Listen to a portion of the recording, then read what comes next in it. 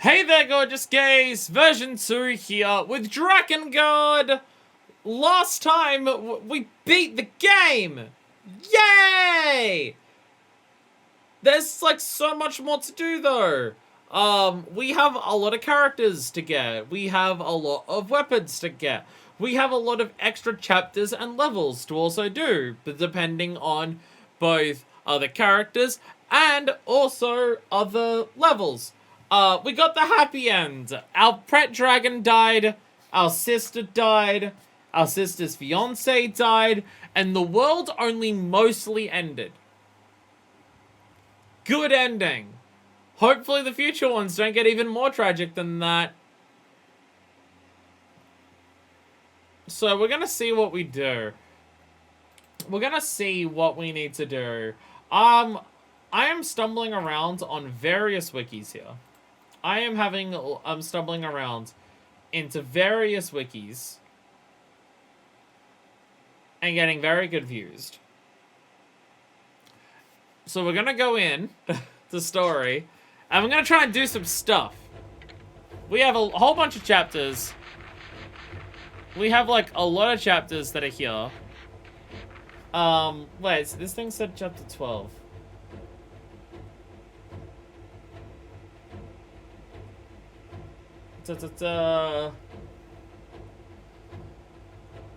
Maybe we get chapter 12 later. Maybe chapter 12 just unlocks later at some point.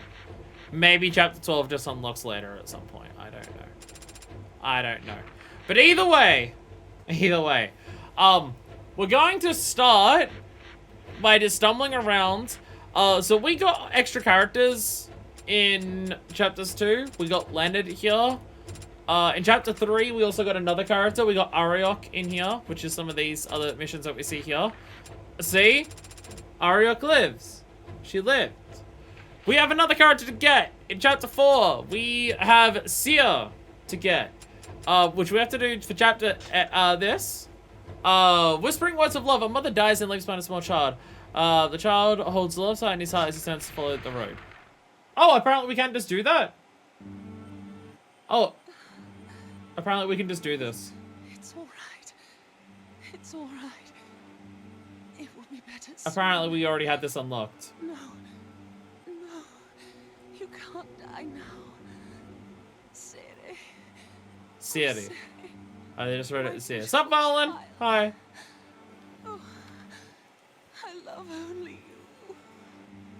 Music keeps cutting out, and I don't know if that's a game thing or an emulator thing. Mother? Mother, are you sleeping? Father won't move. Mother? Mother? I'll kiss you and then you'll wake up. Right? Mother, what is it? What's wrong? Why don't you answer me?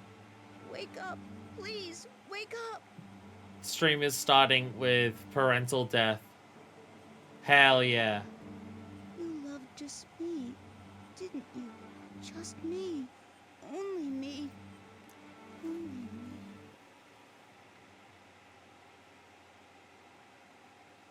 Cannot help but notice that this kid looks like the one other child character in this game. And I don't know if that's a case of just same face syndrome, because the series has that a lot, or if that's meant to be a thing. Nia definitely also has a case of same face syndrome, where a lot of characters' faces do look very similar to each other. So it could just be that. They have one child model, so fuck it, we're just using the child model. On their way to the Imperial lands, Kaim and his party come across a village in a hidden valley, where a young boy and his pact beast wait. His parents lost, the child has made a pact with a giant of stone. Oh, okay, cool, you've already made a pact. Awesome. Fuck yeah. I don't know how we unlocked this. There was apparently unlock conditions for this, which we've apparently done the unlock conditions for this chapter, but we also didn't unlock it as we went through the game, and I don't know how that works. Because for the other characters that we got, for Leonard and Ariok, we just got them as we went through the game. Like, as we were just doing the normal chapters, we got them. So if we already did the complete conditions for this character, because I was able to just start it then I'm confused why we don't just already have it. but I'm sure it's fine. Anyway, look at our weapons. We have a bunch of weapons. Did we get to... Yeah, we did get to level 4 on his sword. We did get to level 4 on his sword. I'm assuming we have every weapon equipped at this point. We're missing a lot of weapons. Reading through the list of weapons, there are weapons fucking everywhere, and even those isometric levels that, like, are just a story beat, those have weapons. So I've just been missing everything throughout the entire game. So we're gonna have to redo almost every chapter to get every weapon. Pog. So Pog.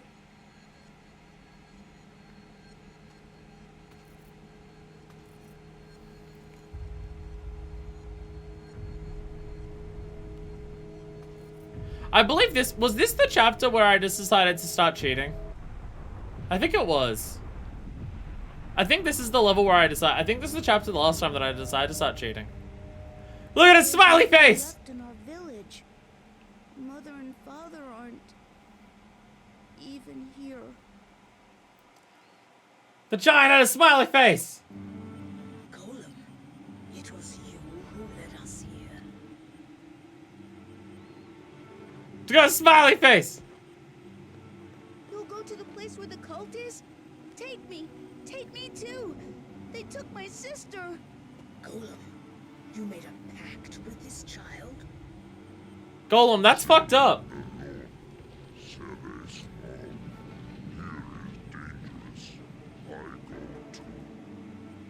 I gave all my time to Golem. He said he'd be my friend if I did that. Do you understand what it means to give away all your time? Others will age and die, but you will never grow, never pass on. You will be alone, a child forever. I won't be alone. Golem will be with me. Besides, I became the little hero. Do you know that story? My mother used to tell it to me. Oh, myths. Why are humans so quick to hide from truth in castles made of clouds? I love Angela so much. Go! Sorry, we ignored the golem for too long. Go! Even Golem feels pity. Well then, let us go to the Empire. We now have a kid on the party! Child squad, let's go! Yeah! Time! You can do it! The goddess is waiting for you! Hell yeah! Sierra has joined the party. Weapon, Hero's Misericord. Magic, Golem Fist. We have the power of child! It's just like Nier. It's just like Nier. Hell yeah. So why did we not get him before then? Why did we not get him before then? That I'm confused by. And so that's just, yeah. Yeah, now, yeah, that's like, that was everything. That was everything we had to do there. So why didn't we get that before?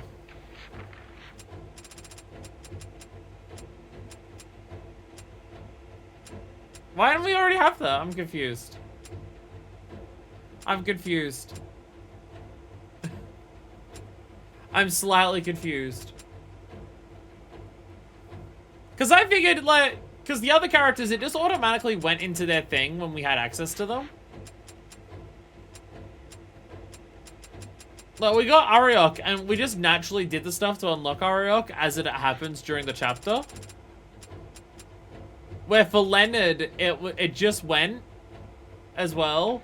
But for Zero, for some reason, I don't even know what we had to do to get Zero. I don't even know what we had to do to get Zero. But we have Zero now. We have all the characters.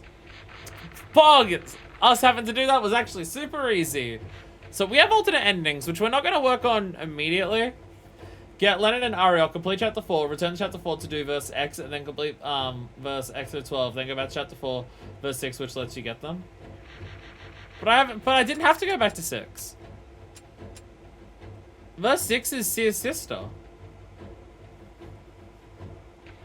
Sorry, Sire. Which I'm gonna guess this says, yeah. Yeah, to do this part, to do Sire's prayer, we have to do verse 6. Because it's the same with this. We have to do verse 4 for this one, and then, oh, we have to do multiple here for this. We have to do multiple for this. We have to do chapter 2 and 5, chapter 3 and 3. Well, okay, well, verse 3 and 3 is just here. So now I'm even more confused. Okay, go to chapter 2, verse 5. Chapter 3, verse 3. Yeah, chapter 2, verse 5. This is the extra thing. Chapter 3, verse 5, which is the ground mission. I don't understand. I don't understand. Nothing makes sense. We can also start there. We can also start chapter 10. I think chapter 10 is just having all the characters. I think chapter 10 is just having all the characters. So we can technically already do that. Try to find Drakengard information that is useful and correct. Basically impossible. No one knows how this game works. No one will ever know. Anyway, what we're going to do to start with, or at least attempt to do to start with, if we can work out how to do it, is we'll do the side character stuff. And then we'll work on the grinding for missions and weapons and stuff like that. Because that'll take its time. Also, to unlock weapons and get all the kills for all the weapons, I'm probably going to say fuck you. We're going to also work out a cheat so we can one-shot enemies. So I could run through these levels easier. So, okay, how about this for a goal? This stream, we'll try to do Leonard's Regret, Ariok's Madness, and Sire's Prayer. Next stream, we'll have cheats to just infinitely do infinite damage, because fuck this game. And we'll go through and try and get every weapon. I'll farm out 1 billion kills for every weapon of all the weapon stories after that, and then we can start trying to do some endings. No idea how well that's going to work, but we'll fucking try. Hell yeah. Okay, so we're going to chapter 2, verse 5, V, and then chapter 3, verse 3. And you must meet Leonard, which we've already done. Okay. So when we last left Leonard, the village was burning, his village was burning down, a fairy made a pact with him, and he was mad about shit. So let's go to A Distant Sound. Where did we originally run into him? Down here, right? Yeah, Leonard's Lament. This is when we actually ran into him. And then the fairy was, like, laughing at him. Did you want that weapon XP cheat as well? There's a weapon XP cheat? That will make life way easier, actually. Weapon XP cheat will make life way... Can we just have an unlock... What about a thing that just gives us, like, maximum weapon level on everything? Fuck this game and let's just break it. I mean, doing all the weapon stuff, like, I feel like that one's even more reasonable of just, like, do you really want me to have to go through, like, however many weapons this game has and get the fucking 1,000 kills per weapon that I need to do? Because that sounds boring. Anyway. On the Corpse-Strewn Battlegrounds, Leonard hears a sound from the Forest of the Seal. Let's start some optional character stuff and see how it goes. The voice is that of the Hierarch of Verdale, the spiritual leader of the Union, and guardian of the 4 seals. The seal of the temple, the seal of the desert, the seal of the forest, and the seal of the goddess herself. After seeing Furia and Inuwa go to join Verdale, Kaim searches the village. There, besides an Imperial soldier's body, is a message written in blood. Is there something we've already done? It told me to come and view this. Or is there a Drakengard wiki and a Dragon Dragoon wiki? Because why wouldn't there be? Because why wouldn't there be?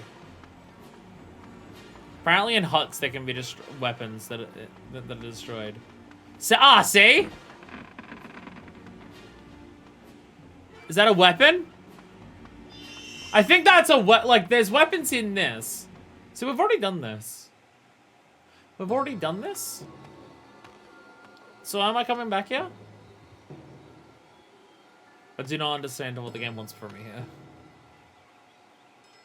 Speak not the watchers, draw not the watchers, write not the watchers, scold not the watchers, Sing not the waters. Call not the waters' name. What is this?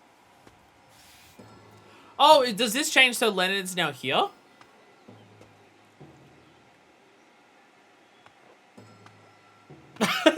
Can I just kick him?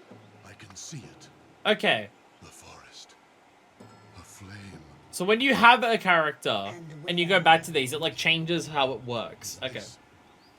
The forest of the Okay, sea. that's what it is. The Empire has invaded. That's what's going on.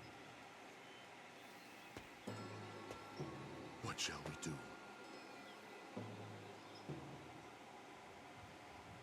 Which means like we're bringing the characters back in time to previous missions, but I guess the nature of the when you find the characters, it could happen at any time. Oh, I also got the iron scraps. I got a stick with some metal stuck on the ends. Fuck yeah. Fuck yeah. Best weapon in the game. Fuck yeah. That weapon was gonna be so good. That weapon's gonna be so good. Hell yeah. Okay, so now that we did that, Leonard is now there. Okay, okay. Maybe there's a possibility. Okay, so I've mentioned this before. You know how we went to the desert? And the desert had a seal.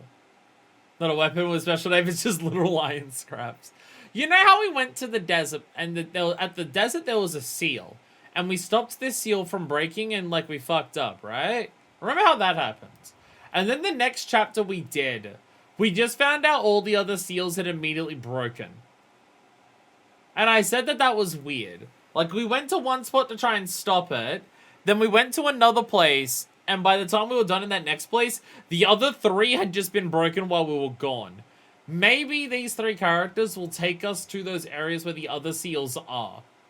Well, not all of them, because one of them is literally the goddess herself. But, maybe the other places where the seals are is where we can go to with these other characters. So now we can go to the Forest of the Seal. Okay. I am beginning to do and understand. Kinda. Now we go to here. Okay, and now this just gives us the Leonard's Regret chapter. Okay, okay. Okay. So I guess the other completion was just we had to go progress that far in the story to unlock the other one. Because then we also had to do chapter 3 verse something. But I guess it was just, if you're not that far in the story, like if you went back to do this immediately, you wouldn't get it. But you had to go that far into it to get that, I guess. Anyway, now we can do Leonard's Regret. Now we can do Leonard's Regret. And if they're not going to force us to use Leonard in this, then I should probably equip him as an ally, so it at least makes some sense. So is this going to be a whole last chapter? Like a whole last normal chapter of the game? Or is it like one mission? Guided by Leonard, Kaim comes to the Forest of the Seal, now under attack by the Imperial Army. Griffins and controlled by the Empire fly up to battle Kaim and the dragon. We're immediately starting with that. Look at Sirene! Yeah! Child attack! Alright, so here's Leonard. Can it be that sometimes only the sinner may live? Okay, so now we do this. So I'm going to assume that these are just full on normal Arch chapters. It seems to be. Wicked beast versus skies over the Forest Seal. Empire attacks, destroys its minions, and hurry to the seal. The seal's fucked! The seal is fucked! My dragon is not leveled up! Do dragon levels not retain as you if you're going back in time? Do dragon levels not retain? Because Angelus isn't like Angelus isn't even level 2 right now.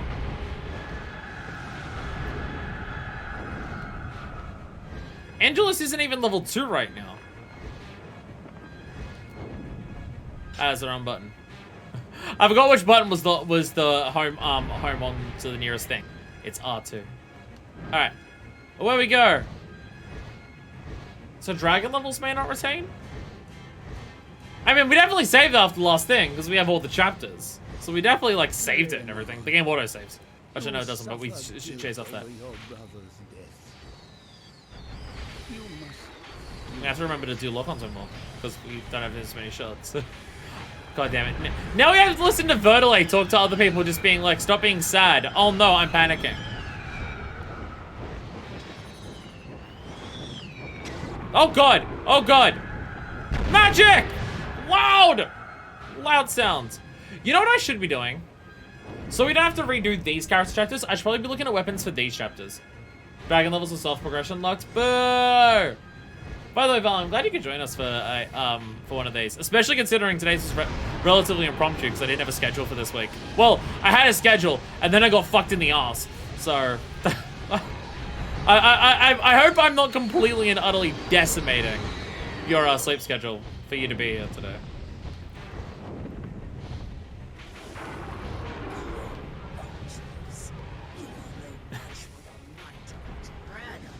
Well, especially a dragon that has unlocked infinite HP. Especially that. Dragon being gated on level ups for where you are in the game. Boo! I boo that one. That one I say boo to. I say boo to that one. Because it gives me... Oh god. Because it gives me way less abilities to do anything. Okay, where are we? There you are! Ah! Died. Wahaha. Alright, and away we go. Okay, after this, I'm gonna look up Lenon's regret in the chapter thing for the weapons, just so because we don't have to redo everything. Like I wasn't going to try and go through the main game, trying to get everything, because I was expecting we'd have to run through it again for various reasons. However, these are now side chapters. We're now fully in the just trying to unlock everything territory of the game. So looking up at this point for stuff is totally fun.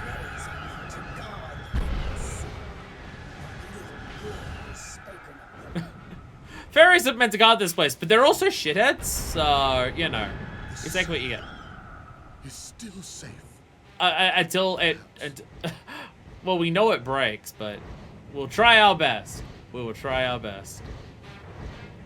Why is that one even starting at already lower health?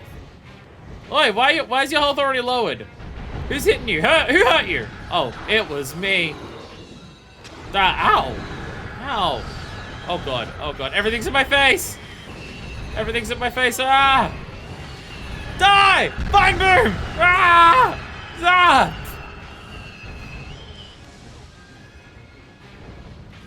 Is there ways to regain health in the aerial combat? Like, because I'd be okay, for the most part, turning off infinite health for the aerial battles if there was a way to regain health for them.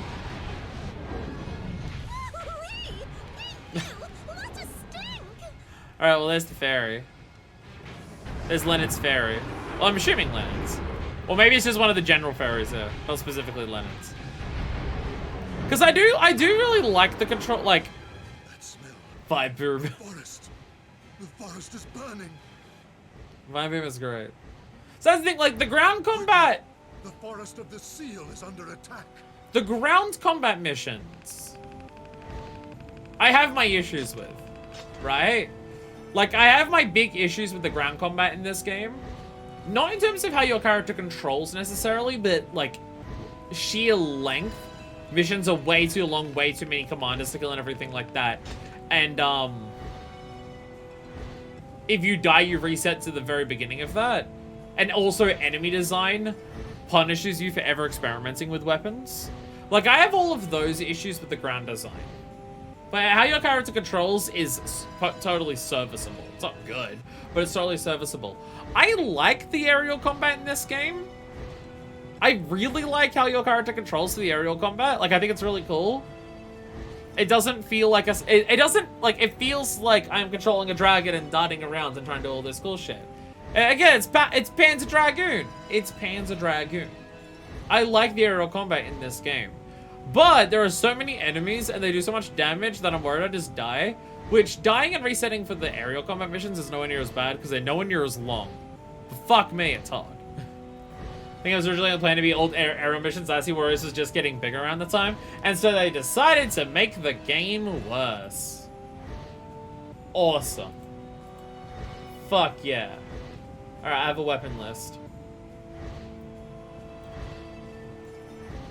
I have a weapon list, which is based on all the chapters throughout the game. I think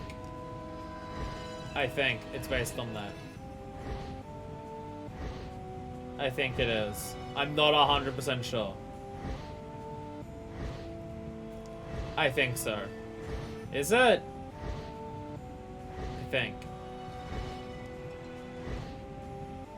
I think. Maybe. Really unsure. Here we go. Here we go. Here we go. Here we go. Here we go. Here we go now. We have 3 weapons to get in Leonard's Regret. So we've got to keep an eye out for those. I'm going to take this page. And I'm going to... Ah, you can see the little corner over there. No, I don't like that. I was going to put it somewhere I could see it. While I'm doing all of this. So why did that shrink the text? Why did that shrink the text? Where's weapon list? Okay. I just want to see what I'm doing while I'm doing this. Because again, replaying all the story missions, that I was expecting to do. But, if we don't have to replay these ones because I'm looking at what I'm doing, then it's fine. Okay, verse 3 is when we first do it, which I think will be the next one. I'll be honest, the verse system in this game is confusing. Sometimes verses are like a cutscene, sometimes verses are text, sometimes the verses are the isometric things. What counts as verses in this game is very confusing to me, and I don't quite understand it. What counts as what, I don't quite understand. But, you know, we'll be fine. Don't worry about it, there's no reason to panic about anything. So, okay, this is verse 2, okay. Garm and his band arrive at the thick forest that is home to the fairies. The Empire has put the forest to the torch. The fairy delights in telling Leonard that many of the enemy soldiers are children. Aren't you excited to kill a bunch of children? Yay! Yay!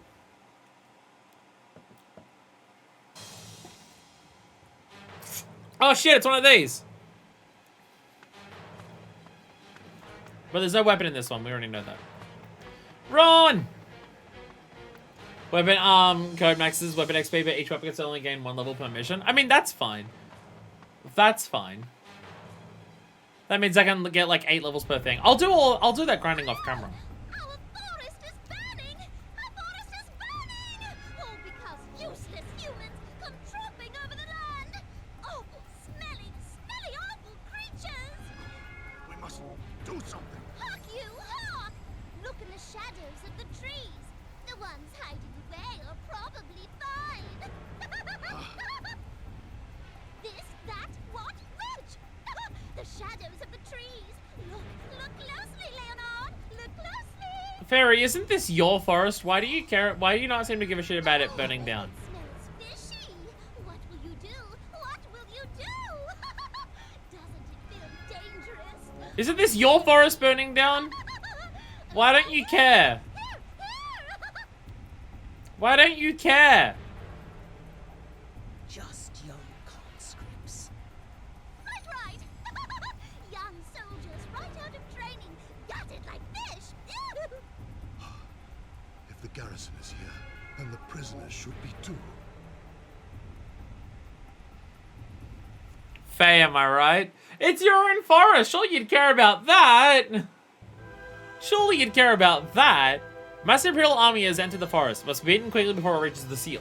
But can Leonard bring himself to battle the child's conscripts of the Empire?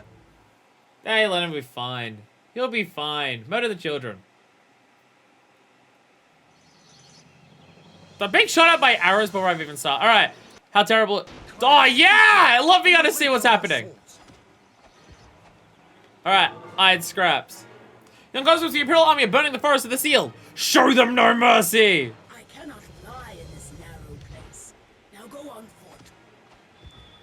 Ah! See? This has the same combo string as Kaim's sword, so therefore it's good. Though it's way slower. We're going back to Kaim. We're going back to Kaim's sword. We're going back to Kaim's sword. Well, I don't have to worry about level ups. Because when it's gonna cheat that shit, we're just gonna use Kaim's sword. Because it's the one thing that's effective. Oh, anyway, we have a weapon in this. Kill the horseback knights on the west of the map. Just piece between 2 North Garrison buildings. Okay, so that's okay. Are they there now? Okay, they're over there. I'm assuming we'll slowly progress over there. Naturally. Anyway, let's focus on our actual objective, which is over here. Ah, targets! Kill the children! Such a soft-hearted one, Leonard, sorry. The garrison soldiers are all conscripts. Kind, do not slaughter them so mercilessly. Kind, they're just children. Think about it at least a little bit before you. Oh, they're all dead. Oh, they're all. Oh, they're super dead. Oh no. Oh no. Oh no. Oh, the horrors. Soldiers are soldiers. Do not forget who is your enemy. Yeah, let's go, Angelus. See, Angelus is hyped for murdering people regardless. Angelus is hyped to kill people. Should we go overhead is explodable, so it's the same regardless of weapon. You can throw on heavy damage dealing just like an axe and spam it.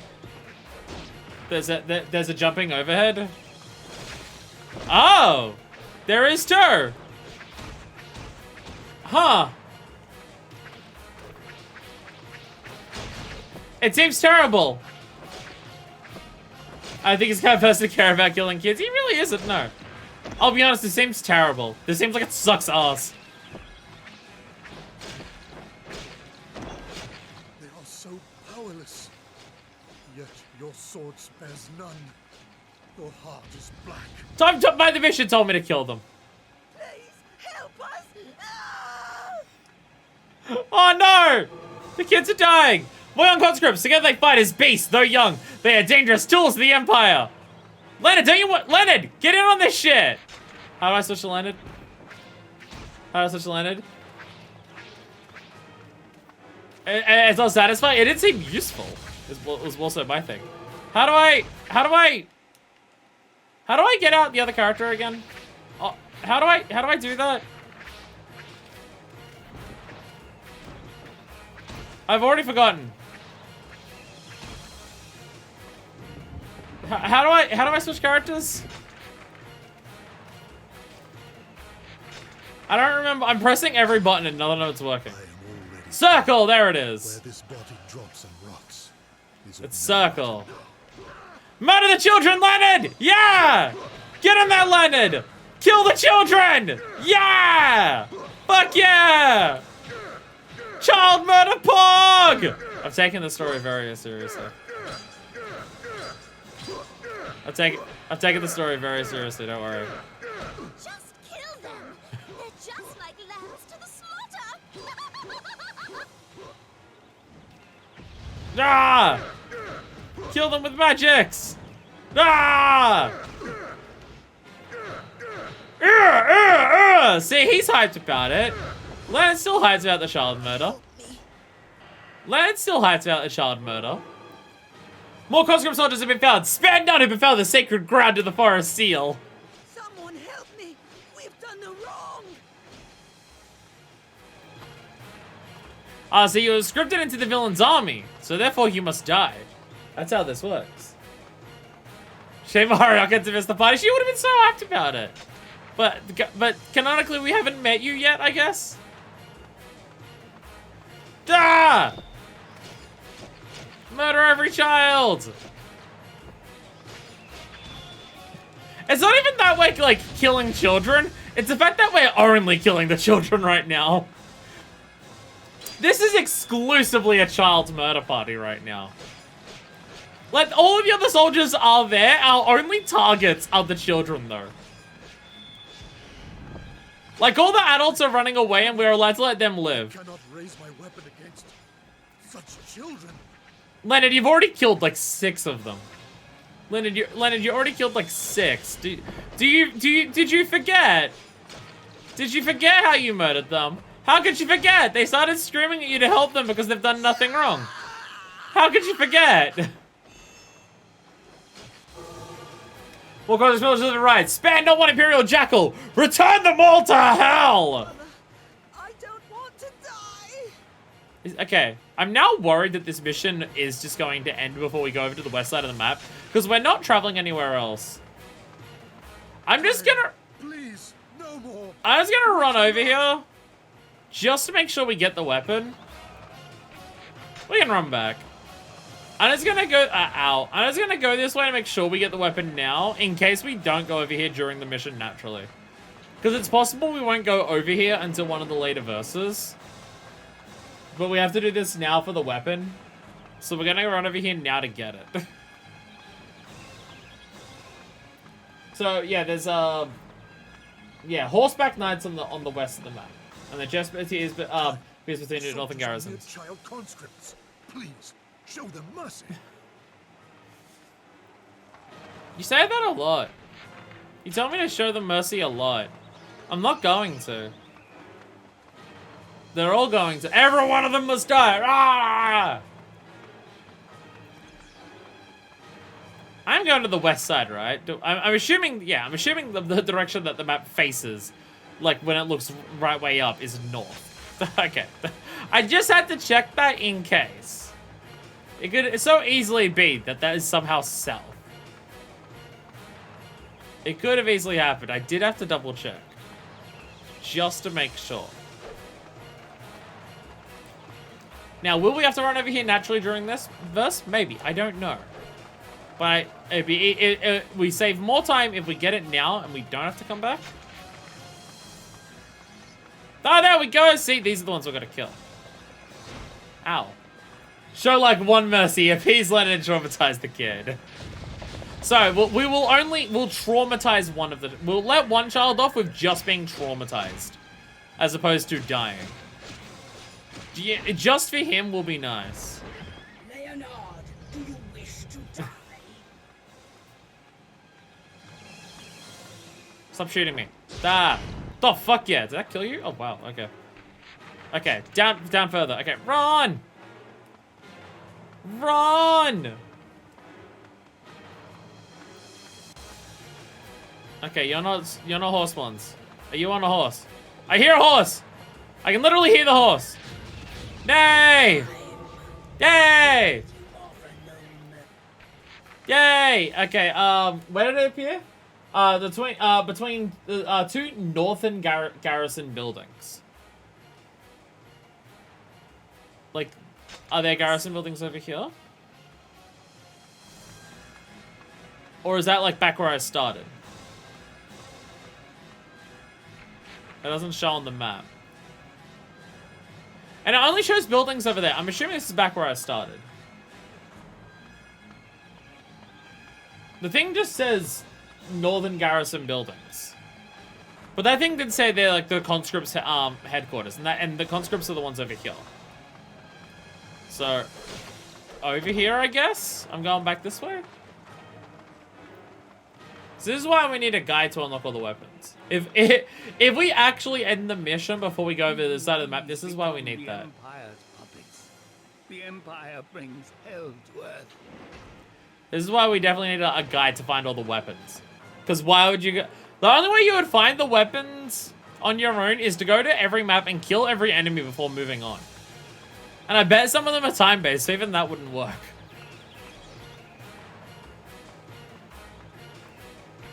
God, I hope it's over here. God, I hope it's over here. Ah! Okay, if that killed all of them, then I can see that working a bit. If you get a running start and then just slam down. That could be a good approach. Though this is my most damaging weapon that I have at the moment, I believe, because it's the only thing that's leveled up. So, it's still best to do it with this weapon. Okay, no, I didn't kill them. No, they got like half damage. Ow! Stop shooting me! Ow! Your hurties. Wow, we had to run a long way. Okay, there's conscripts over here, but before we kill them, we're gonna go searching for that. It's impossible. I cannot continue. Stop. Please stop. Stay away. Ah. So, yeah, these are the buildings over here, so I'm assuming it's somewhere over here. So you have to go all the way to one side of the map, kill things, and then run all the way back here. I think, there it is! There it is. Weapon? Weapon! There we go! Those are the stuff we need to do in this game to get the weapons. Yeah, we had to come back here for the weapons, so there we go. Good game design.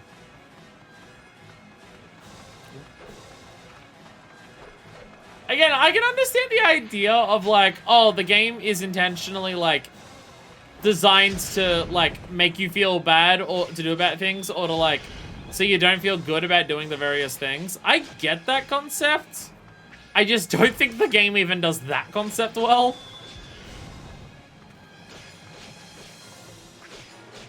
Like, not that I finished it. Even by the standards of the Empire, they are truly horrible. Not that I finished it, though I should go back. Oh, I saw inside Cam's face. Not that I finished it, but I should go back and do it at some point. Because I still got to do like the passive ending. But like the genocide route in Undertale, right? That gets to a point where like it gets grindy and tedious to kill every enemy in every area in Undertale. And that's like the point in that. It's the point in Undertale for the genocide route in that killing everything and just like actually like people say that that the term genocide is like in poor taste for that route, which like genocide's a harsh word and I understand why, but also it's literally what you're doing because you are killing literally every single monster that exists. So it is also just an accurate word for what the route entails. But like in that I get it, right? Because that's meant to feel bad and tedious, and like the game is actively discouraging you from trying to kill everything. Is there more? Oh, there's more, sorry, one more over here. But I think that works. But I think that works because you have to go so far out of your way to do it.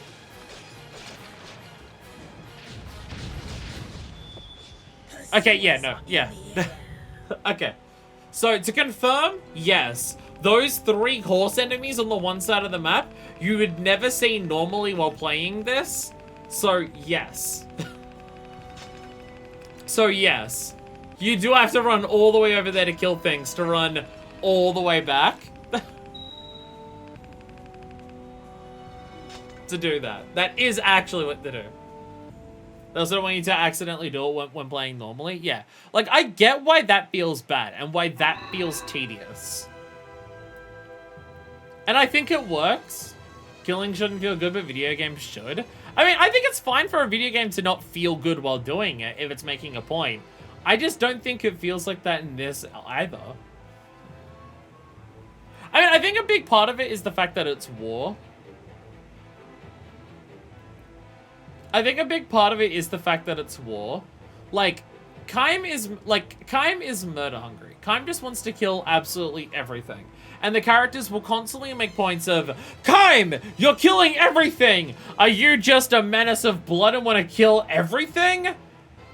But at the same time, they also turn around and say that, like, half of the Empire is mind-controlled.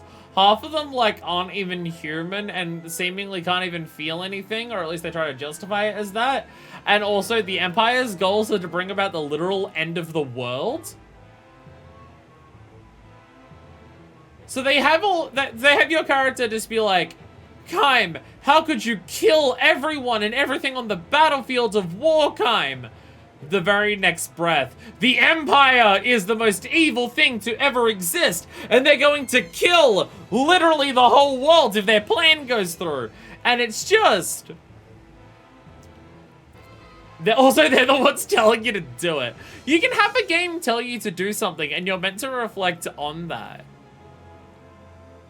And it's meant to not feel good because the game's making a point. Like, that stuff is fine to do in a game. I just don't think this game does it well. Like, if the game's point is that the gameplay feels tedious because war is tedious, or it's not meant to feel good to kill things because Kaim isn't killing things because it feels good. If that's any of the points that they're trying to make, I get that's the point they're trying to make, but also I don't think it makes the point very well, or, like, engaging. So there is that. So that one we should do a jump attack with. Okay. What is its damage? So its attack strength is 9.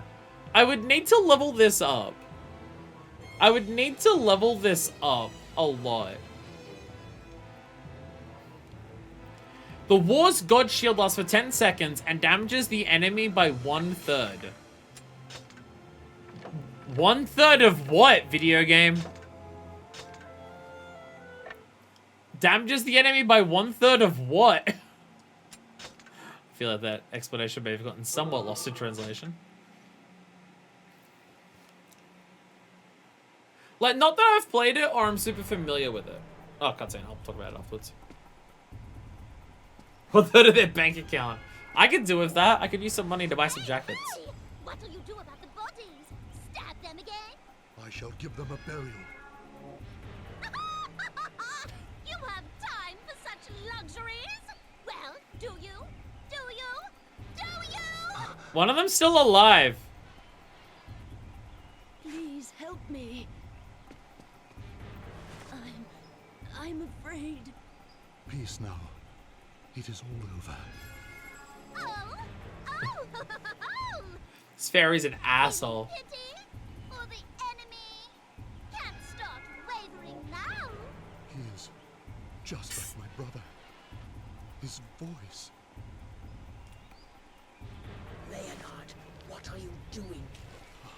He is just a child.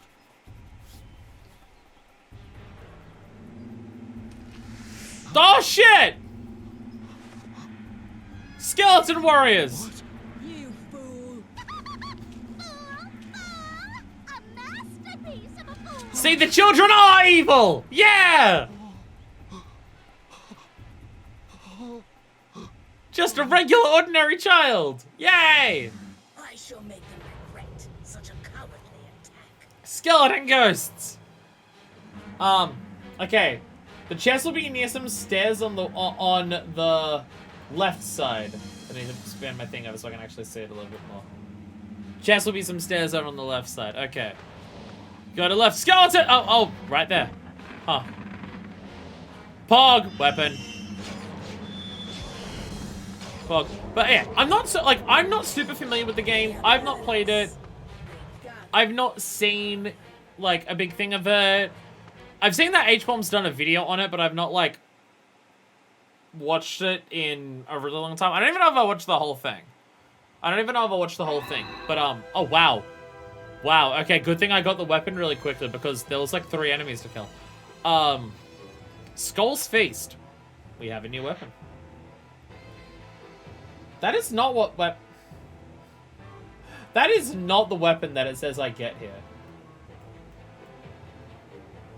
That is not the weapon it says I get here.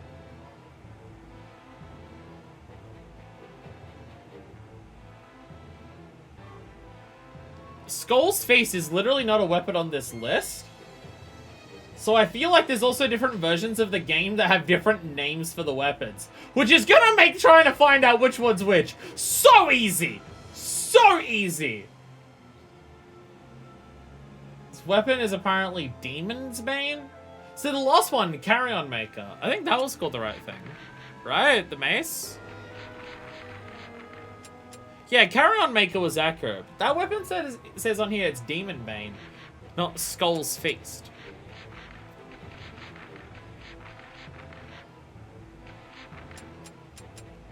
So I'm just even more confused. Oh, sorry, I'm reading the... Sorry, it is Demon Bane. Sorry. I'm reading the magic. I'm dumb. Ignore me. I missed the Skull's Feast, because that's the magic. Because Comet Dance is kind of slow as one. I can't read. Ignore me. But yeah, Pathologic. Pathologic is a game, again...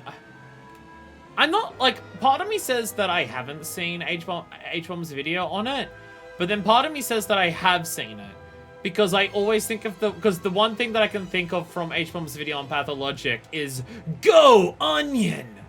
I could think of that part, and that's from Pathologic, and I think it's from that video. But also, if I have seen it, then I haven't seen it, like, since it came out. But I've seen other people talk about Pathologic as well. Pathologic is meant, like, from what people tell me, Pathologic is a game that is meant to feel miserable to play. In terms of nothing is satisfying in Pathologic. Everything is fucked, everything's difficult, and everything is screwed. And, like, trying to do anything is frustrating. But people say that that game does that well, because that's, like, the vibe the game's going for. It's about trying to defeat a plague and being stuck and not being able to do that and having to deal with all the bullshit in the way of trying to stop it. And again, as someone who hasn't played it, maybe if I played it, I'd find it just as frustrating as something like this. But from what people tell me about it, is that Pathologic is a game that does that idea of this isn't satisfying to do, but it's like narratively fulfilling and engaging with the fact that it's terrible to play. So there is that. And if this game is going for that, if this game's trying to be a fun action game, it fails at it. The flying sections are the closest it gets, and the flying is fun, but not being able to regenerate health and just how many enemies there are, and also that there are certain enemies that just like you have to get close and wait for them to open up to shoot them when you're like always flying forward is more annoying than anything else, so it still has its issues. But like the flying sections are the closest it gets to it. The ground combat, the enemy design, it just fucking sucks too, and the missions are way too long for it to be like satisfying in that regard. So there is that. There is that element of it. But if this game's trying to like do that thing of the game's not satisfying to play, and that's like the point, that's the story points of it. If this game's trying to do that, I think it also fails at that. Is the issue. I like, if it's trying to be good, it fails at it. And if it's trying to be bad on purpose, I think it fails at that too. So, like, it's not to say that there aren't parts of the game that I'm not like into, but the act of holding the controller and doing the things in the game for it is like, ugh. Drakengard 2 is better as enjoyable Muso than the first game, so they get the hang of it the second try. Thing is, I don't hear anyone talk about Drakengard 2. If people talk about Drakengard, one, they talk about Nier Automata. But then the people who are into the niche shit, they talk about Nier or Nier Replicant. And then the truly insane people talk about Drakengard 1 and 3. And then no one exists that talks about Drakengard 2. I'm still gonna play it, because I'm insane. I think we've established this with the amount of games that I try and play. I'm the insane one. I will try to play Drakengard 2 to see what's up. But I don't talk about Drakengard 2 because Yoko Taro wasn't involved in it.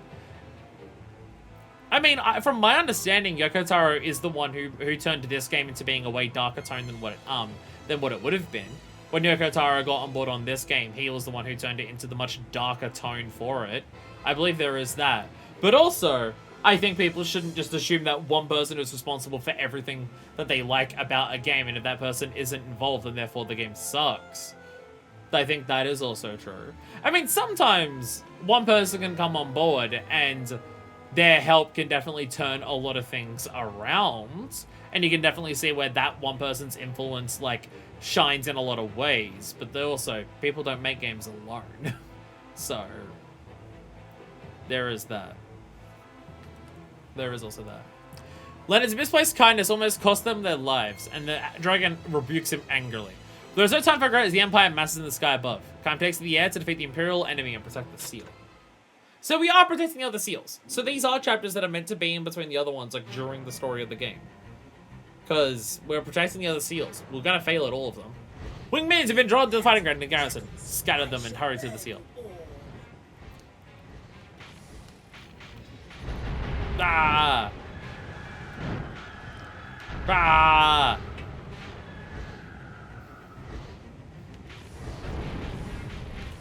Die, everyone! Yeah! I still don't have my dragon level ups. Going back to old stuff without the dragon level ups is gonna suck. Get out of here! Get out of here. Alright, did you survive? No, I killed them all. Yay! Yay, I'm poggers. Oh, fuck yeah, giant airship. You know what it is. Yeah, die! Alright, you know what it's time for. Boom! I'm gonna like Drakengard 2 quite a bit and agree with your sentiment. He made me the fool. It's devils of all men. You never learn. I wonder if you have any hope of surviving at all. If you don't learn to murder children, Leonard, you're going to die. Sorry, Leonard. Like, I'm definitely also guilty of the whole idea of attach one person's name to a thing and, like, overstate their presence or, like, forget about the rest of the team who make video games. I'm definitely guilty of that. And to be fair, there's also a lot of marketing explicitly behind that concept as well. A lot of marketing is also designed to get a single creator's name attached to something. And it's not even exclusive to video games. Look at how many movies are attributed to specific directors of this one director is like the person who makes the movie, despite any of the people who might be working on literally any other aspect of the movie, of like scripting or casting or the actors themselves or the many other myriad things that go into a movie. It's like, it is absolutely incredibly common, and a lot of it is down to marketing, and some of it's down to ego of individual creators who want to do stuff like that. And it's not to say that one person can't have like a substantial influence on a product, and you can see where theirs comes in, but it's also like, it's also not like it's only that one person, or that absence of that one person means it's guaranteed to be fucked or anything like that. I mean, people do the same shit with Dark Souls. People do the same shit with Dark Souls. People talk about Dark Souls 2 and say that Dark Souls 2 isn't worth talking about because Miyazaki wasn't. So there is that. I've not beaten Dark Souls 2, so I guess I can't.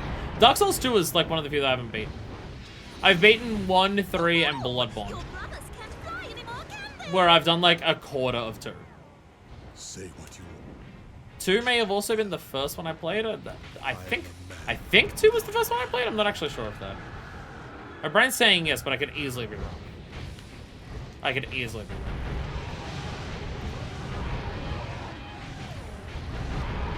But no, you know, it is relatively common. Or even just the idea of like, here's a new product, but this one person's working on it, so therefore, do that. Which like you can see with Yoko Taro even. Yoko Taro, like Voice of Cards. How do they sell people on Voice of Cards? By putting Yoko Taro's name on it. I've not played Voice of Cards, nor do I know how much of a role Yoko Taro had in it. I don't know whether he was just director or whether he was also a writer or anything like that. I have no idea. But the point is, regardless of like how much of Voice of Cards is Yoko Taro and how much of it isn't, regardless of that, the point is Yoko Taro's. Why do I keep thinking that R3 does something? The point is that Yoko Taro's name was used to sell Voice of Cards. Like, regardless of how accurate it is or isn't, that's not the point here. I'm not trying to make a judgment on that. But regardless of whether it is or isn't, there is that. Dark Souls deserves a decent bit of its hate, but certainly not all of it. I can't cast judgment in any capacity because I haven't played through it properly. And also, I think it was my first, and I think I got roughly what I've learned because I know exactly how far in Dark Souls 2 I've played. So I say a quarter because of what I've heard from people. No idea if it's accurate or not, but I know exactly where I got up to in Dark Souls 2. Lost Sinner. I beat Lost Sinner, so I know exactly where I got up to in it. And I think it was my first one. I think I played it before Bloodborne. I'm not sure. I think I did.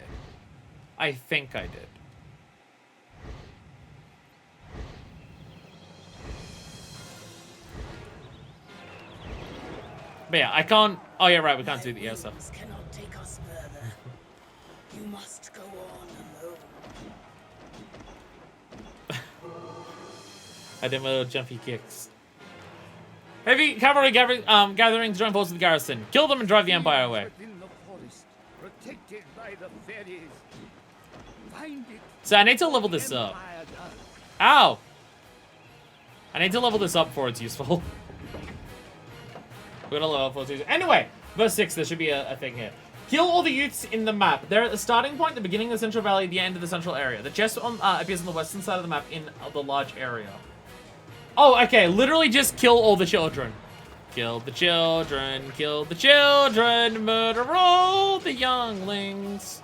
We have to go full on Anakin Skywalker. Everyone get hyped. Secret weapon is literally tied to killing all the children. Hell yeah, let's go. How do I know if I've gotten all the children? They're not marked. How many children will there be?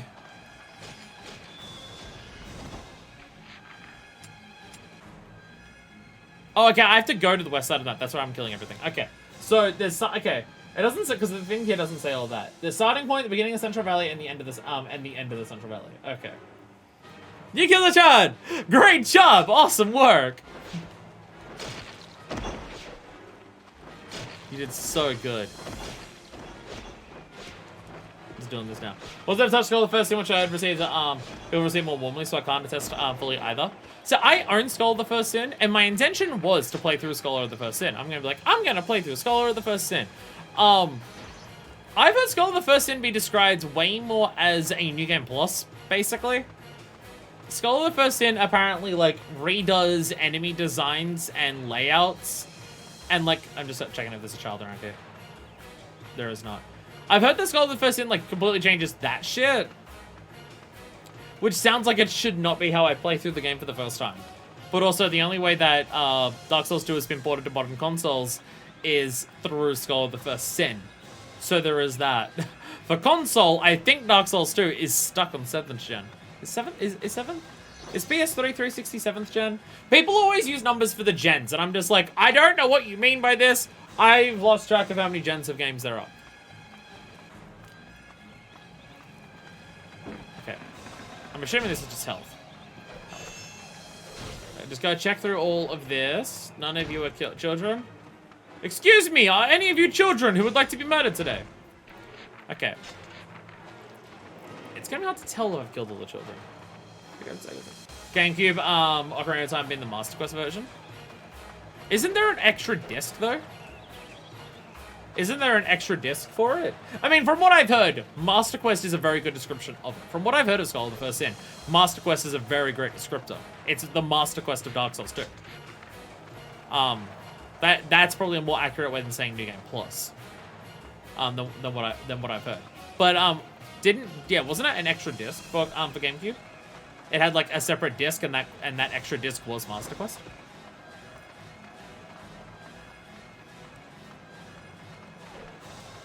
It's weird. I really liked I really liked Ocarina of Time's Master Quest. So many new versions of consoles releasing all different times. Gen doesn't matter unless you mean current or old.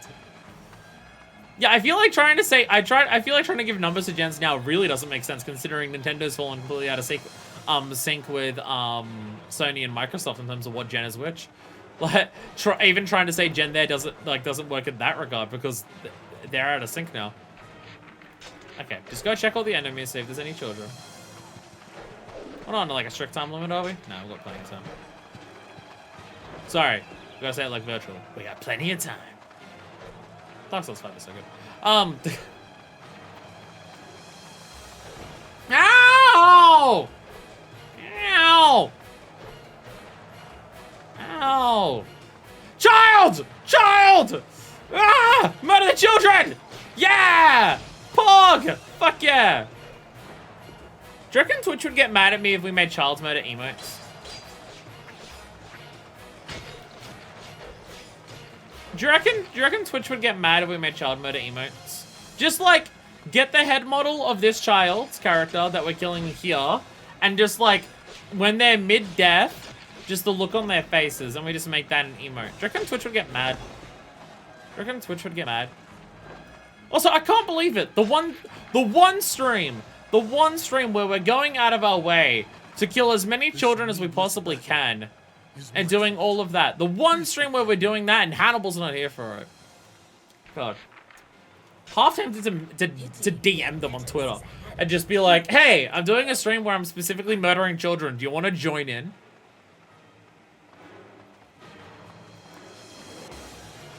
Okay, it says the beginning of the Central Valley and the end of the Central Valley. And then all the way on the western side of the map is where it appears. Which is at least where we're going for the mission.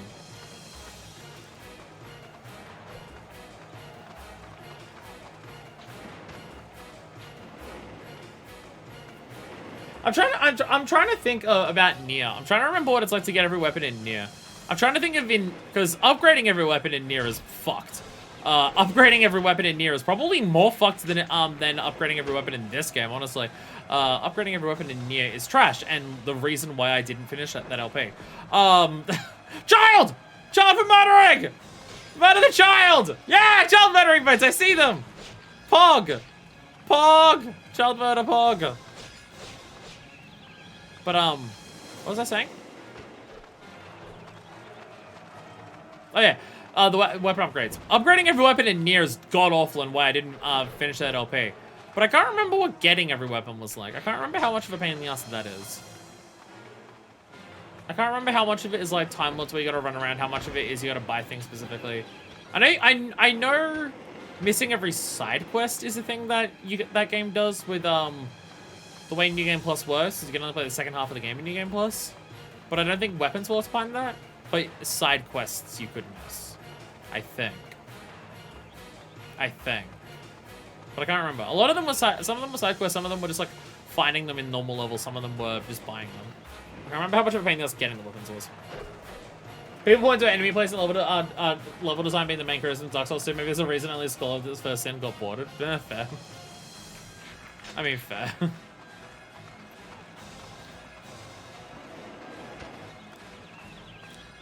I mean, I know there's also people who complain about Dark Souls 2 from a lore perspective, but I'm not sure how accurate that is.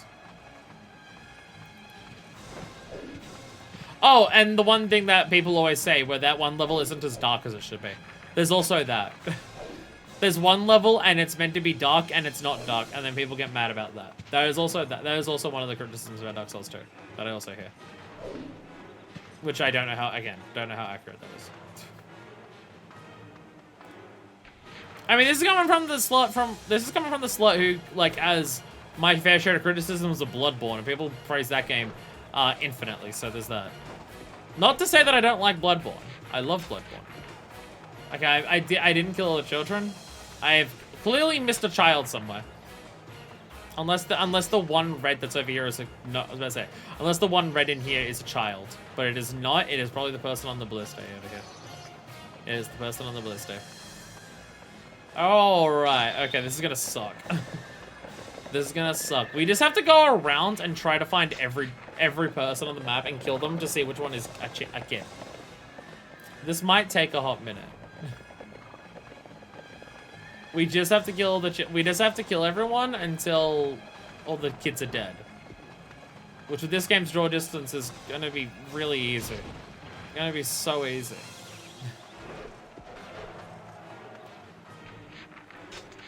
Like, I'll freely admit that my criticisms of Bloodborne are super specific to me and my tastes, but I also frequently say them and people agree with me, so there's also that. If you want a rundown of my criticisms of Bloodborne, basically none of it comes down to enemy design, enemy placement, weapons, and skill or skills or bosses or anything like that. I'd have the criticism that of blood vials, but I think most people have a criticism of how blood vials work in Bloodborne, so I don't think that's anything new. Basically, all of my criticisms of Bloodborne come down to I wish it wasn't an RPG at the same time as being an action game. Basically, all of my criticisms of Bloodborne boil down to, but it's also an RPG, and I wish it wasn't. I wish it was just a more pure action game. With maybe unlocking certain specific moments in the game where you can do something to increase general attack or health. And not just, like, general leveling. Hey, there's a child! Child to murder! I found a child to kill! Die! Die! Yay! I got my reward for killing all the younglings! I'm gonna get a red lightsaber now! Fuck yeah! Let's go! Am I going the right way? Thank God I am, yes. Now, when you hear that the parts about Bloodborne that I don't like is that I wish it wasn't an RPG, and that it either did away with all types of leveling and stat increases or anything like that and just focus on being a pure action game, or it had a much more pared down version of level ups where things were either in skill trees or specific upgrades that you could acquire, or maybe every like certain like bosses or anything you could get items to increase your certain amount of level, like certain things by a certain level, so there was like a set number of them in the game and you got them for making big progress in the game, as opposed to just however many like things you happen to kill is what level you are, and then that changes like the difficulty or anything like that. Now what you might be hearing when I say all of that is is the game that I want Sekiro. And to answer your question, yeah, correct. Yeah. No, Sekiro exists. I wish Bloodborne's RPG system was replacing how Sekiro handled it. Not a game that I've also not beaten Sekiro. I've also not beaten Sekiro. But, from what I've seen of Sekiro, yes, I would basically want to remove the leveling system from Dark Souls and make it Sekiro. You're correct, that is what I want. That is what I wish it was. Anyway, this is a weapon, I believe. Ow! It's running me over. Weapon! I have to check it, just in case it's a health pickup or anything. Because if it is a health pickup and then I unlock the weapon, I don't even pick it up, then I'm going to cry. These enemies seem really tanky. Like, these horse dudes are taking more damage than some of the late game enemies that we were fighting before. Dear God.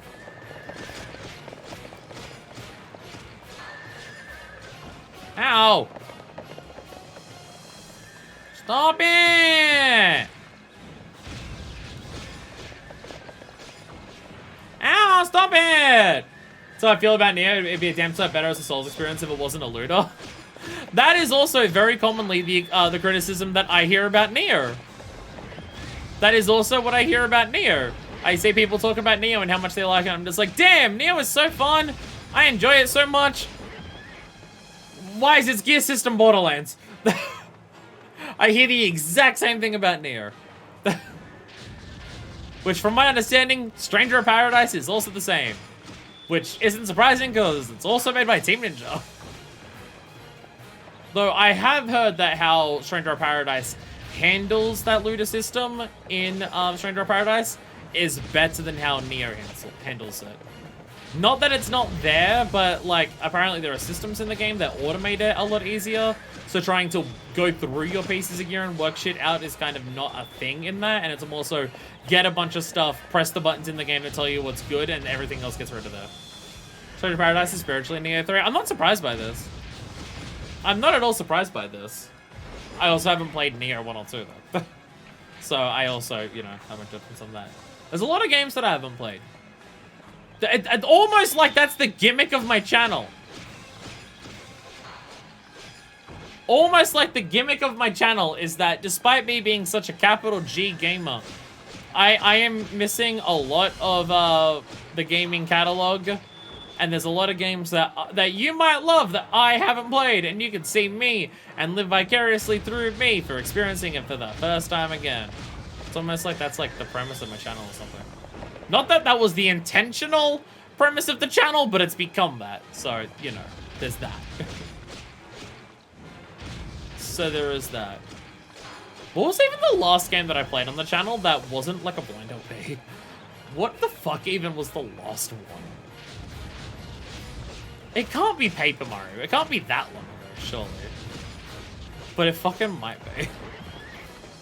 Oh, there are some games that I've played before that I would still like to LP. Games that I think are worth replaying that, like, having me played them before wouldn't take away from the LP experience. I mean, Dark Souls, kinda. But not really. I got up to, I've played Dark Souls before, and I got up to Sen's Fortress. And then I LP'd Dark Souls. Okay, a couple more. So kind of a Dark Souls, but I still hadn't beaten it. But I don't even know at this point. Neo? Might be Neo. Neo or Paper Mario, it's one of the two. Skeleton Sword HD would be hype, just throwing it out there. You already have my old Skeleton Sword LP. You're my one shooter for my Skyward Sword LP, and I stand by you for that, Valen, but I'm not re-LPing that.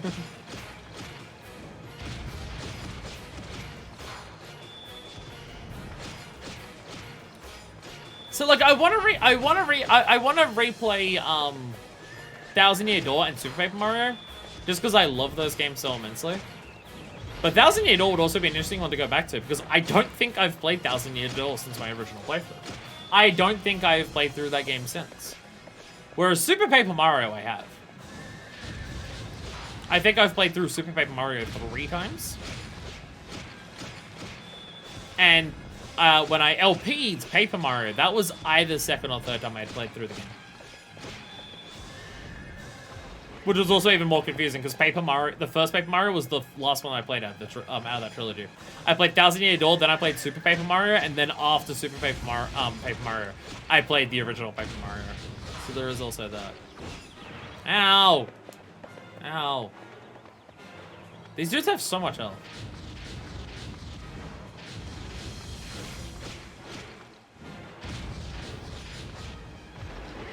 Okay. How are there still more? Are they respawning in when I kill them?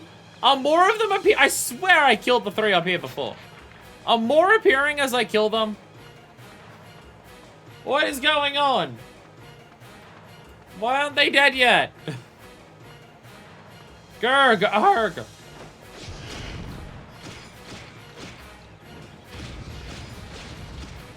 Honestly, just like a lot of the Mario catalog is stuff that I would like to do LPs of. Like I've got to do the Nintendo YouTuber staple. I have to LP 64, Sunshine, Galaxy, and Odyssey at some point. Oh, and Galaxy 2. Like I've got to do those at some point. Which again would also just be fun ones to revisit. I've not played through the original Mario 64 ever, I think. I've only played 64 DS, I think.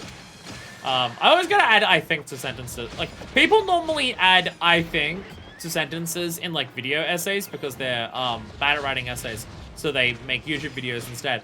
Not calling out anyone there. But people usually add I think to their video essays to get across the idea that it's their opinion and they're not trying to make an objective statement. Despite the fact that they're making a video essay, which, like, I feel this is my opinion is kind of implied by the very fact that you're making a video talking about a thing that you like, or don't like, or are ambivalent towards. Like, the sheer fact of doing that means that, like, it's your opinion, so the I think is redundant there. That's how most people say I think. I say I think because I'm so uncertain of my memory that I can never be confident in anything that I talk about from my past. So there is that. There is that. Fucking die, you stupid horse! Stop spawning more in! Oh, thank God that's a target. Oh, thank God that's the end of the... Okay. Have you been defeated? Now go deeper into the forest to find the seal that protects the forest protect. Thank God that's the last bit. Okay. Thank God that was the last ones. Alright, so it's been decompiled to its basic political features. I would play the Switch port because I'm lazy.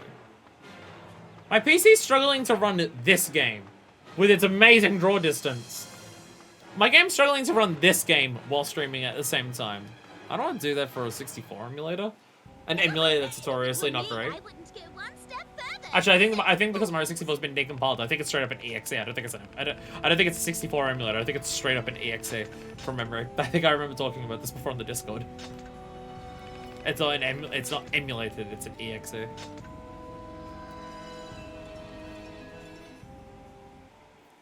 I think that's been the case with a couple of things. There was another game we were talking about in the Discord where that was like the case, I think. Apostate's Misery. The Sylphsus. Big pointy stick. No, it's a port. Yeah, EXE, yeah. Yo, that's a new weapon type! We have Poleaxe. Poleaxe, hell yeah. 64DS is probably fine over base 64 if you had to LP1. Oh no! I would want to LP 64DS. But I know a lot of people don't like that port for whatever reason. That's my... well, I say childhood. How old was I when that came out? I don't know. That's the one I know. I know 64DS. That's the one I grew up with. When did the DS come out? Was I a child then? When did the DS come out? When was DS released? Because it was like a... Okay, there's no way I got it on launch then. There's no way I got it in 2004. There's no way I got a DS in 2004. So, I didn't get it at launch. I didn't get it at launch. No! I got it first year of high school. I got it first year of high school. So 2006. I got mine in 2006. I guess I was 12 then, so I guess growing up is still the appropriate term. Never mind. I was gonna say, did I grow up with it? How old was I when I got it? I got it when I was 12. I got it when I was 12. So, yeah, I still grew up with it. Oh, I'm thinking of the 3DS. I got 3DS when I was like 16 or 17. So that's, like, still late teens, so growing up is not as appropriate. But, no, I'm thinking of 3DS. Yeah, 64DS is normal DS, so yeah. So that would be a lot earlier.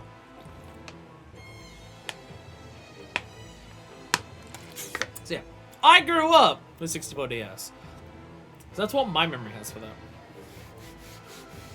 No, or no, maybe I'm thinking of the fact that the last time I've replayed 64DS, I've replayed it on the 3DS. I'm probably thinking of that. My brain is probably... I think that's what I'm thinking of. I think my brain is thinking that 64DS isn't that old, or that I was a lot older when I got it and started playing it. Because I also replayed it on the 3DS and 100%ed it. Which I probably did that when I was 17 or 18. Because I think I did that after I moved in with my mum full time. Because I didn't have any of my home consoles because they stayed with my dad, so I only had my handhelds. So I replayed and 100%ed 64DS, but on a 3DS. I think that's what I'm thinking of. And why I'm thinking that I had it so much later than I did. I solved it! I solved the brain mystery. Deep in the forest, they find the King of the Fairies. From the mocking king, they learn that Verdier and Verdelet may be facing peril in the desert. Oh, so this takes place before the desert level? Oh, okay. I guess actually that makes sense, because it's up. So yeah. So this takes place between chapter 2 and 3. Okay. It is just... He won't say! He'll never say the truth. It's a secret! It would be better that I die here. Huh? Leonard, what's going on? Hello? You couldn't die, could you? Just gave yourself a little nick. So sad. Didn't you make a promise to live with me, big brother? I can't survive alone anymore, you know. A pact. We made a pact. Don't forget. King of the Fairies! He's very gloob gloob gloob gloob. You are. My name is of no concern. I see The voice I was expecting. smelly savages leave the forest anon. Oh dear. Hold of me. And still, as a leader, one must say what one must say. The ruler of the fairies. A human carcass cannot restore a tree that has burned. Trees are the bones of the forest. Go at his little fight ear wiggle. someone else. We have no time for you. Oh dear, oh dear. Threats, you say? Such suspicion. Noble dragons think such complicated things. Is there some secret reason why you consort with humans? Or do you play with such lesser beings for fun? No, pact. Tongue. It's just Dearie, pact. oh It's not dearie, secret. how rude. I struck the mark, huh? The desert is a hot place, and bodies do rot quickly. The desert? What about the desert? Oops! I let it slip. Those idiot priests are lined up and knocked down one by one. Your friends may not be safe. Serve them right. Climb to the desert. You should just let them die. Oh, but I can't say that, can I now? Not a secret? Suspicious.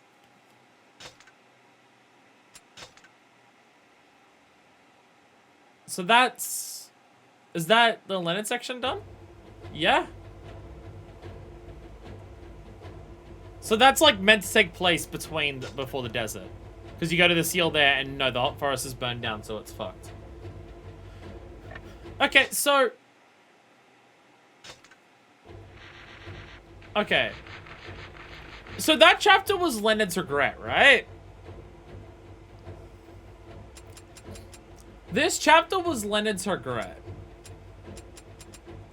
Was Leonard's regret killing children? Was that the extent of his regret?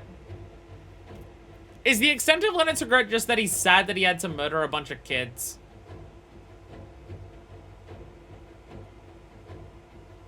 Because I'll be honest, I thought this whole thing with the side character stuff was that it was going to give us a more deeper insight into these side characters that we just got for like a glimpse of the story when we recruited them. All it did for Leonard here was he's sad that has to kill children in the war. And he wants to die. But he made a pact, so he's not dying. And he's sad that his village burned down. The big Japanese sensor thing. Oh my god, his dick is censored!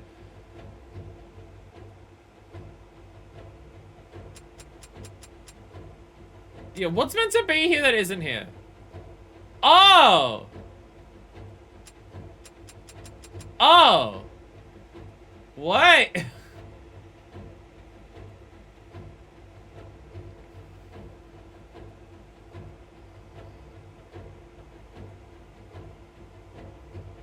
So how does that tie into this? Other than children.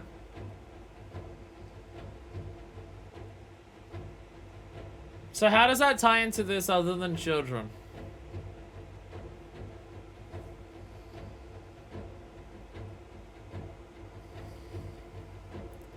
Like, is he sad because he has to kill the kids here? And then he realizes that what he's been doing hasn't been that different, like, the whole time? Like, he can't get angry at Kaim and stuff for killing kids because of what he's done, so he feels guilt about it. Again, I'll be honest, I thought this whole side stuff was to get us more in depth on the characters and stuff. And it didn't give us much for Leonard. Leonard, sorry. It didn't give us much on Leonard, other than he's sad that he has to kill children in the middle of war. But I guess he's also been a horrible person, so now that he has to also kill children, now he should die for it. Okay. Okay. I'll be honest, the big thing that people were telling me to sell me on this game was that, sure, the gameplay sucks, but the story and the narrative, like, goes into deep places and touches on, like, big things. And I'll be honest, so far, even story-wise, this game is, like, middling at absolute best. Like, story and character-wise, this game is meh at best so far. Like, even that, which is meant to be, like, the thing that people were talking about, like, why it's worth replaying, like, why it's worth playing this game, even in spite of, like, how bad that is that stuff, and it's meh. Like, I like Angelus is cool. Angelus is a fun character to be around just because of the pure undiluted hater energy. But, like, Leonard is underbaked because they can't even address, like, the actual thing about his character. Which also then feels like they can't do anything to actually explore him other than he's sad because of it. He's doing a big sad because he's a horrible monster. Kaim is, like, murder hungry. But I also feel like the narrative doesn't do much with it. You go around killing enemies that are meant to be a part of, like, the most evil empire that's ever existed. And their goal is to literally end the world. And a bunch of characters just try and tell your character while you're doing that, can't you think about the lives of those that you're killing? From the army who wants to destroy the entire world? And so it just lands completely, like, there are moments in cutscenes where you can see that Kaim is a piece of shit. Like, someone asks him for help and he literally just kicks them away and stuff like that. But, like,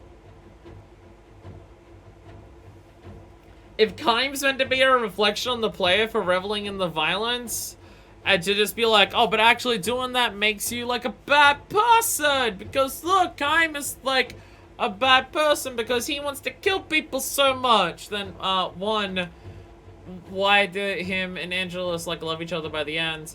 And then, two, if you want me to think about, like, how bad Kaim is for how murder-hungry he is, maybe don't make the enemies that he's killing literally agents of destroying the entirety of the world. Like, I'll be honest, even the story and character elements of this game so far are falling flat as fuck. Like, it feels like it has this teenager, oh so edgy element to it. In a way that feels really shallow. Even for the time period this game came out in. Drakengard wonderfully feels quite flat when said I see Katara's later work. Katara was largely motivated by general dislike of fantasy as a genre while making this. But if it's meant to be a deconstruction of the fantasy genre, I also don't think it succeeds at that. Like, I'll be honest. I'm coming away from this game, and so far my overall opinion is, like, the game can either go in one of two ways, in which way it's trying to succeed at doing something. And I think that either way, it's falling flat and not doing it very well. Like, overall.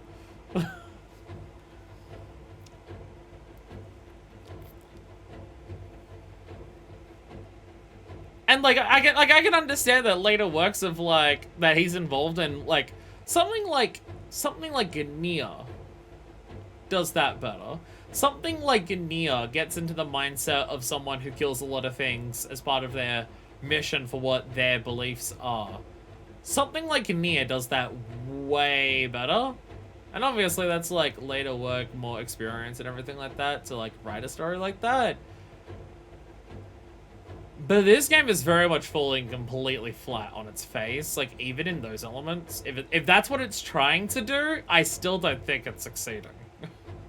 I still don't think it's succeeding, even if that, like, if it's meant to be, like, making you feel guilty because you, like, mentally line up with these characters who do horrible things, if it's meant to be a deconstruction of a genre that has a lot of tropes, I think it's failing at those things too. It's trying to be deep, but yeah, this is a teenager trying to write a novel energy.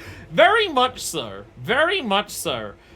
This guy feels bad and regret about killing these children. Why? Because he's also a pedophile. And that's as far as it goes. There's like, there's no, it's not saying anything more than that. This guy is a pedophile, and now he has to kill kids. And now he realizes that being a pedophile was bad. It doesn't go any deeper than that. Like, if there's further messages or thematic things that it's trying to explore with that here, with like someone like Leonard, I don't get it. Like, I straight up don't get it. Chapter 3, verse 4. Like, this was the thing that people were trying to say is like, sure, the gameplay kind of sucks, but you can go back and do these things.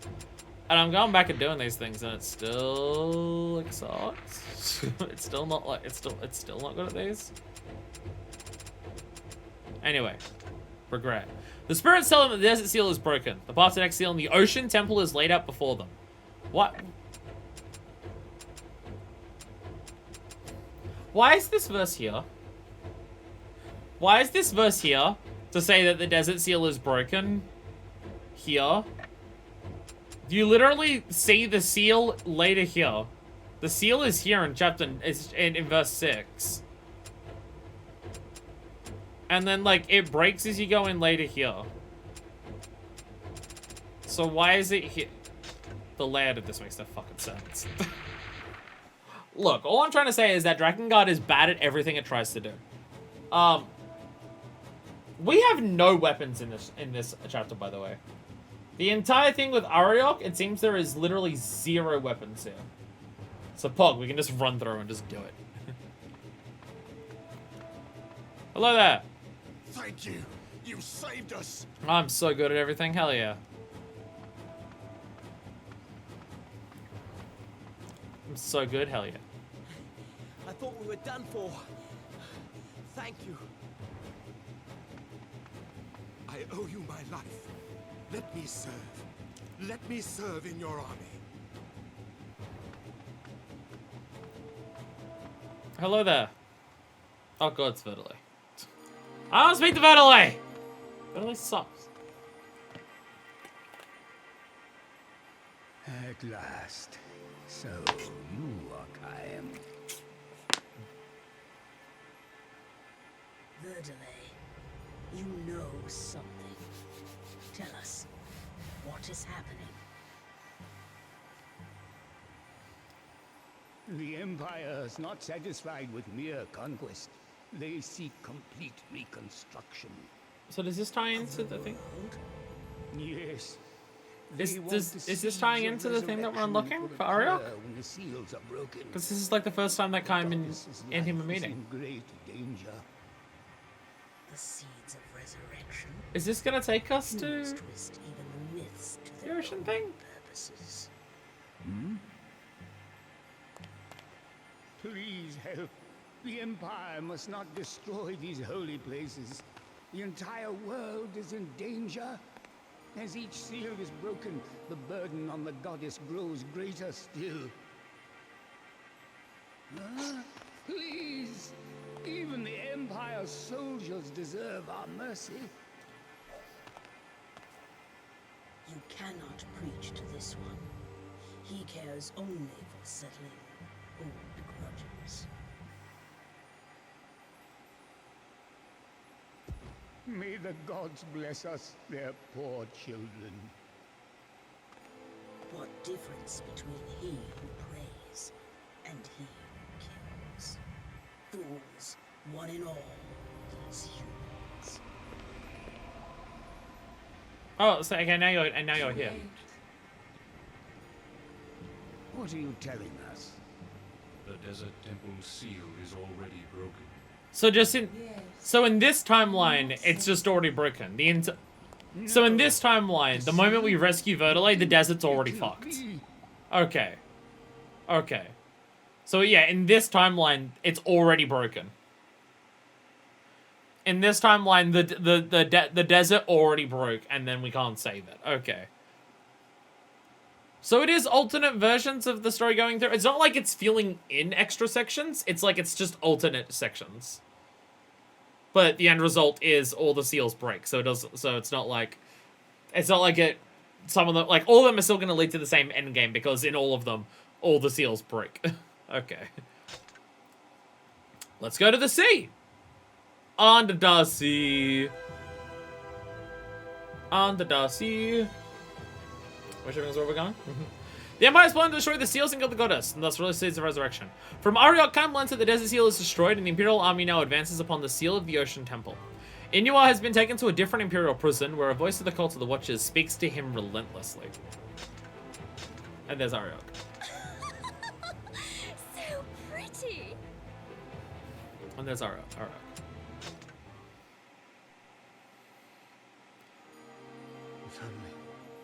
If only I had more strength. If only I had more strength, then I could protect Furiai. Who's there? I could protect her and make her my own. Stop it. Take her in my arms, surrender her to no man, my betrothed. She shall love only me. Please stop. All mine, Furiai, all mine, all mine, all mine. No man can have her. No man, not even Kaim. No. No more. Loves only me. Looks only There's also to me. this incest angle Only me. that the game constantly wants to go for, Me. of how Kaim and Furiai are gonna do a sex at each other. Gaze only on me. That Please, gaze seemingly every character except for Kaim or Furiai hints at. The goddess will die. The one who serves as the seal must be killed by the strain. The burden will destroy her. No. She is just a normal woman. One who was to lie beside you, laughing and carefree. If she ceases to be a goddess, can she become a woman again? For many, many years, What should I do? I want to help her. you need strength. Strength that comes from a pact with a dragon. Kaim could help. Kaim, allow him to bathe in her gratitude and love. She is my bride. She is my bride. So again, Her kisses the are incest mine angle, alone. Her love is but it's mine just what other alone. characters project onto Kaim and If only Furiai. I had the strength. Like, nothing comes from Kaim or Furiai that suggests that. It's just a bunch of other characters saying, nah, you're totally gonna have sex with each other if you can. It's a bunch of other characters saying that it's going to happen. But Kaim and Furiai don't hint at it in any capacity. So I'm confused why every other character is like, see, incest! They're gonna be incest! When, like, none of that's there. I'm trying to say that the game is bad. Because is this coming across? Is it coming across that I'm trying to say that the game sucks? Right, guys, full engaged to make the ocean level a rhythm minigame world. You know what? If Drakengard 2 has Atlantis with all rhythm minigames in it, it'll de facto make it a better game than Drakengard 1. Though Drakengard 2 could boot up and immediately give me the credit sequence, and it would make it a better game than Drakengard 1. No, I can't be that mean. It's not like I hate this game or anything. It's not like I hate this game. It's not like this game is so horribly awful that I'm just, like, repelled by it. It's just that every aspect of the game is so thoroughly meh that I don't understand how this game has the reputation that it does. Even for people to turn around and say, like, even the reputation that Drakengard 1 has of people turning around and saying that, like, it's an absolutely terrible, awful game. Like, it absolutely sucks to play. And, like, there are people who will, like, praise it, and then there are people who are just, like, extremely vitriolic towards this and talk about how much it sucks. And I'll be honest, I don't know how there's enough here for either of those opinions to come to fruition. Because it just seems thoroughly mediocre.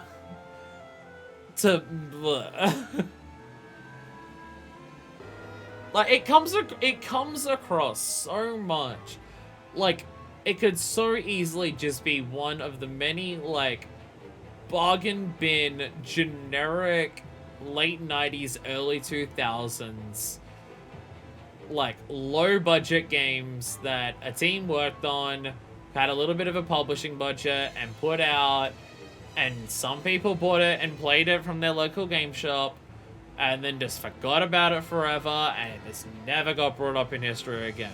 It feels like one of those games. It really does. So that this game gets plucked out of that pile, I'm not seeing it. I'm not seeing why, in terms of reverence or hatred. I don't get why this game is plucked out of the pile for that, other than, retrospectively, because Nier exists. So expand, even the people who praise the story recommend experiencing the story through lore dives and video essays on YouTube rather than playing the game. Okay, but here's my question. What story? What lore? What characters? Like, even those things. Like, even if you were to give me a rundown of these things outside of the elements of the game. Like, even if you were to give me a lore breakdown of this game, why would it be interesting? Like, if I was to watch a YouTube video that was explaining the lore of this game, why would it feel like anything special? Because I'm not seeing anything here. That's the issue. Is that I'm seeing nothing that, like, warrants it being talked about in the sense that it does. I mean, other than, yeah, as you say, other than the idea of, oh, but Nier comes from this. And, like, Nier does deserve to be talked about like that. Nier has its jank, Nier has its issues, though I still think I still think Nier is fun to play. It may not be the greatest thing, but I still think Nier is fun to play at the very least. But, like, how Nier does its world building, how Nier does its characters, how Nier does some of its deep lore and stuff like that, all of that is super good. Like, all of that is great. And I wasn't expecting Nier levels from this game. I know that it's come out, like, several years beforehand. I wasn't expecting Nier levels of, like, character examinations, of, like, thematic ideas about what people do, and, like, how we start, like, the typical types of people who are heroes in video games and or anything like that. I wasn't expecting anything of Nier's level coming into this game. The problem is that I was expecting something. And currently I don't have anything. And that's also where the issue comes in. Is that I just feel like I'm getting nothing, like... I don't feel like I'm getting anything for my time investment in this game. Like, I'm not... Unless the endings pull it around, unless the later endings, because at this point, I'm writing off the character ones too. Like, if Leonard's isn't that interesting, the other ones may not be interesting either. But unless the later endings, like, do some wild shit, which, to be fair, is entirely possible. One of these endings leads to near existing. So there's that, at least. So there is that. Maybe some of the endings go fucking wild, and that's where a lot of the ideas come from. Maybe some of the endings go so balls to the wall, or so ridiculous, or over the top, or such a veer from what the rest of the game is, that that's like what is talked about. And I'd get that, and maybe that'll happen. But like, unless something like that happens, at this point, I don't know what I'm going to get from, like, when I come away from this game, what experiences from this game will I carry with me? What things about this game will I remember that stand out in my memory as, like, a thing? And at this point, it will only be the dragon flying missions felt cool, because it felt like I was controlling a dragon, and it was kind of like a Panzer Dragoon thing. And other than that, like, nothing. Like, nothing so far. Game I rent for a weekend and forget about. Like, if it wasn't Square Enix, I don't know if I'd even get a sequel. Yeah. Yeah. Like, and it's not just because of the delivery of the lines or anything. It 100% feels like a very low budget. Oh my god, we're above an ocean. I'm noticing the music here, at least.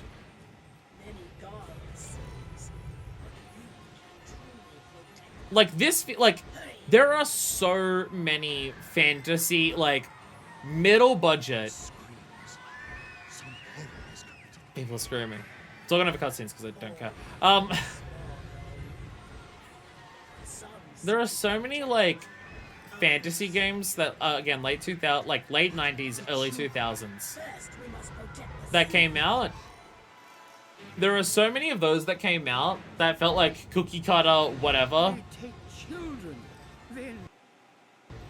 And this feels like one of those games, is the issue. The voice acting also very much feels like that. You are...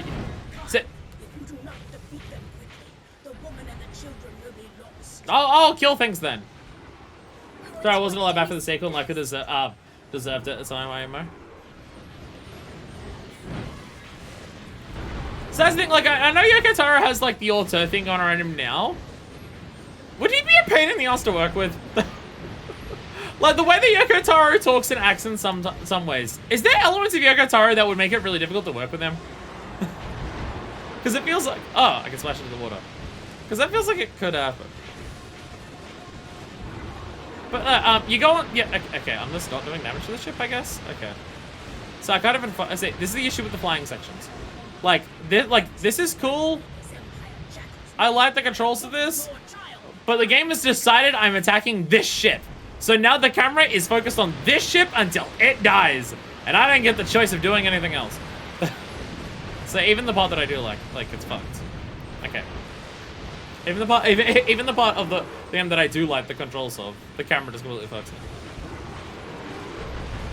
But you go onto Ross's game dungeon.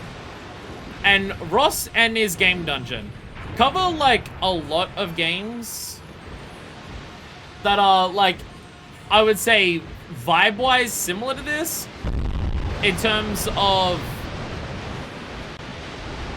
late 90s, early 2000s, middle budget, fantasy-esque games made to put out a game and get often forgotten about until someone happens to remember it.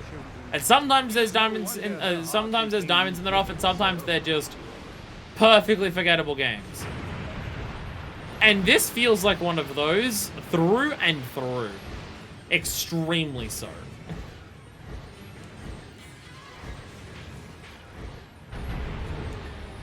Like, even the darker elements just don't feel that dark, really.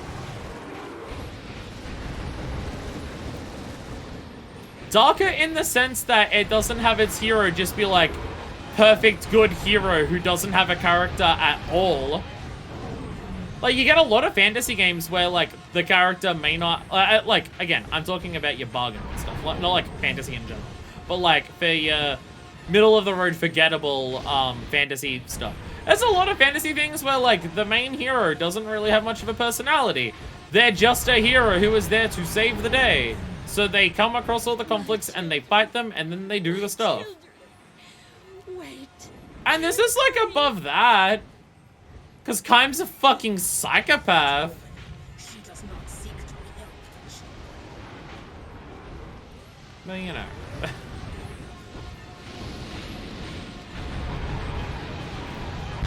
Like, yeah, it's not like I hate this game or anything. It's not like I hate this game or anything. It's just concerning that I'd probably find the experience more enjoyable if I did. That is probably the harshest thing I can say about this game. That is probably the harshest thing that I can say about this game. I don't hate it, but I almost wish I did, because then I would have more of an opinion on it.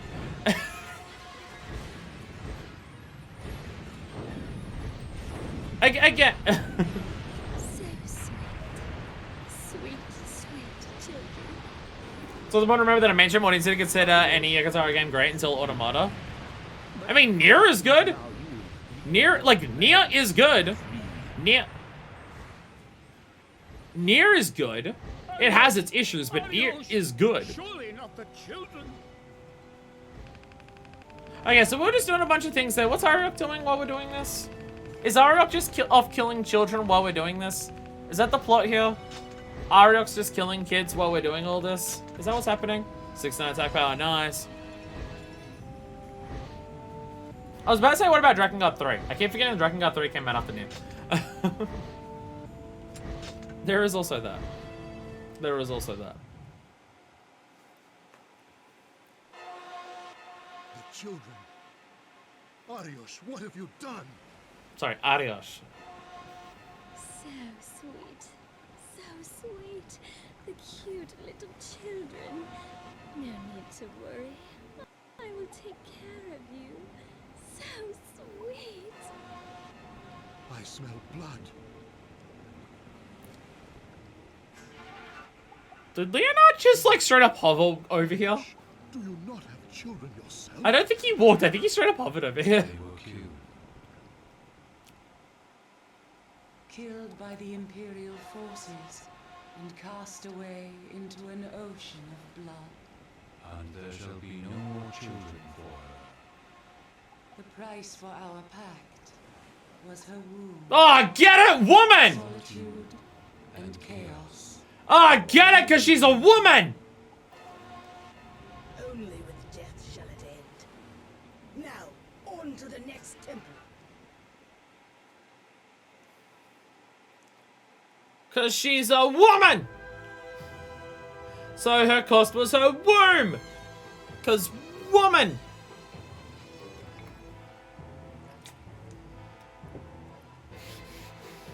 Drakengard there is really fun gameplay and really frustrating designs and systems like DMC4. Fuck yeah! I love the DMC4 comparison. DMC4 rules! And boy, whenever I replay it, I get to certain elements that I'm just like, fuck, why you like that?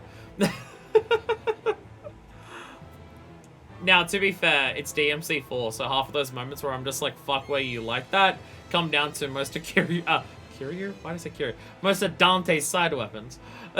It's DMC4, so most of my why you like that just comes down to any weapon that Dante has. Yeah, basically every weapon that he has, honestly. Honestly, I'm still not a fan. I'm still not a fan of the Rebellion until DMC5. I'm still not a fan of the Rebellion. Actually, no, to be fair, the Rebellion I'm never a fan of. I'm still not a fan of Dante's normal sword moves in games where he has the other stuff to attack with. Until DMC5, where he gets Devil Sword Dante. Devil Sword Dante feels like what the Rebellion was always meant to be in terms of its moveset. Getting access to all the Swordmaster stuff without needing to be in Swordmaster feels like that's how it was designed. And then they just made Swordmaster lock some of those things away. It's weird. But that's also my thing. But there's also that. There's also that. It's alright, now you can just play DMC3 on the Switch, and then you get fucking access to just change styles whatever you want, so it doesn't matter. Does that break DMC3 apart a bit? A bit, but it's more fun, so who cares? So, who cares? Undyne and Stella are meant to tell Eric's story. History so drenched in blood that not even time will heal the scars carved upon her heart. Meanwhile, the Empire unleashes its assault on the Temple of the Ocean.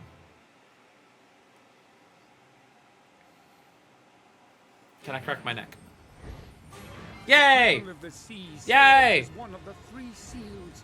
It cannot be lost. My neck has been really sore for several days now. Bam! Bam! My neck has been fucked for several days. I fell asleep at my desk one day, and I just ruined my neck for several days. So my neck has been fucked for several days. So I haven't been able to move it much at all. So being able to move my neck enough that I can actually crack my neck is a big fucking deal. So I'm very happy with that. Will be a PC game have access to Dante Virgil on the fly character switching and access to certain boss moves. I don't PC game. I don't PC game. I am console gamer through and through.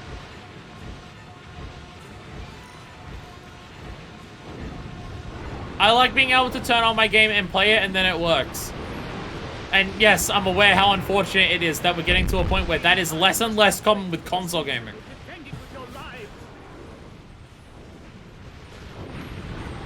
I mean, at this point, I'm a console gamer because I stream. At this point, I'm a console gamer because I stream. And I can play video games at good resolutions and good frame rates and great performance. I can play that. I can't stream it with that though. I can play games at 1080 120 pretty fine for like a lot of releases. I can do that for a lot of games on my computer. Trying to stream said games at 1080 60 and no. For whatever reason, it says no.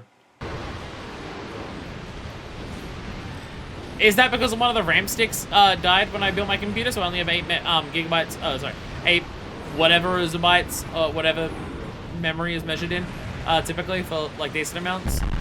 Is it because I only have 8 of those for my computer? I mean, possibly. But I don't know if that's the only issue. Monster Hunter Rise is a good example. I can play Monster Hunter Rise at 1080 120, or 60, if it's locked to 60, I don't know. Whatever frame rate it would like let me do. If it let me do 120, it was that. If it couldn't, then it was 60. I don't remember. The Rise demo was a long time ago. I'm not gonna remember. But I remember playing it at 1080 and stuff like that, and it was totally fine. I could play Monster Hunter Rise at that and have no issues with it. I couldn't stream it at the lowest settings without the frame rate tanking beneath 10. So I don't know what's going on there. So I don't know what's happening with that. The sheer difference in what it could do on its own and what it can do with streaming is so vast for my computer.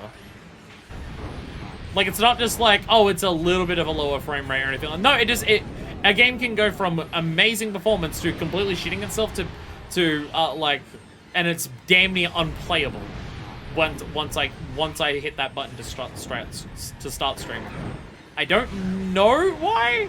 I don't know how to fix it, but I mean, I know how to fix it. It's called buy a second PC.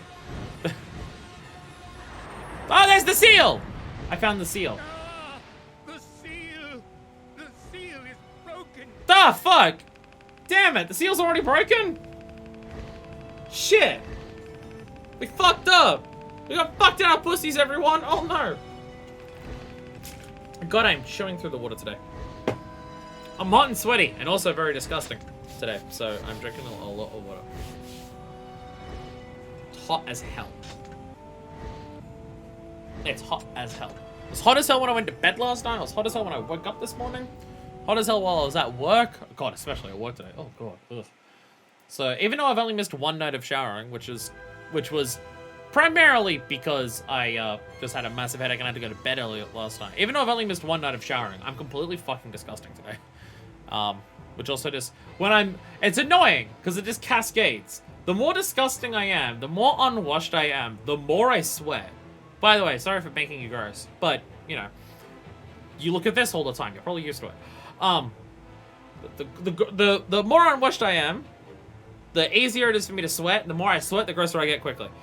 So, it cascades really quickly.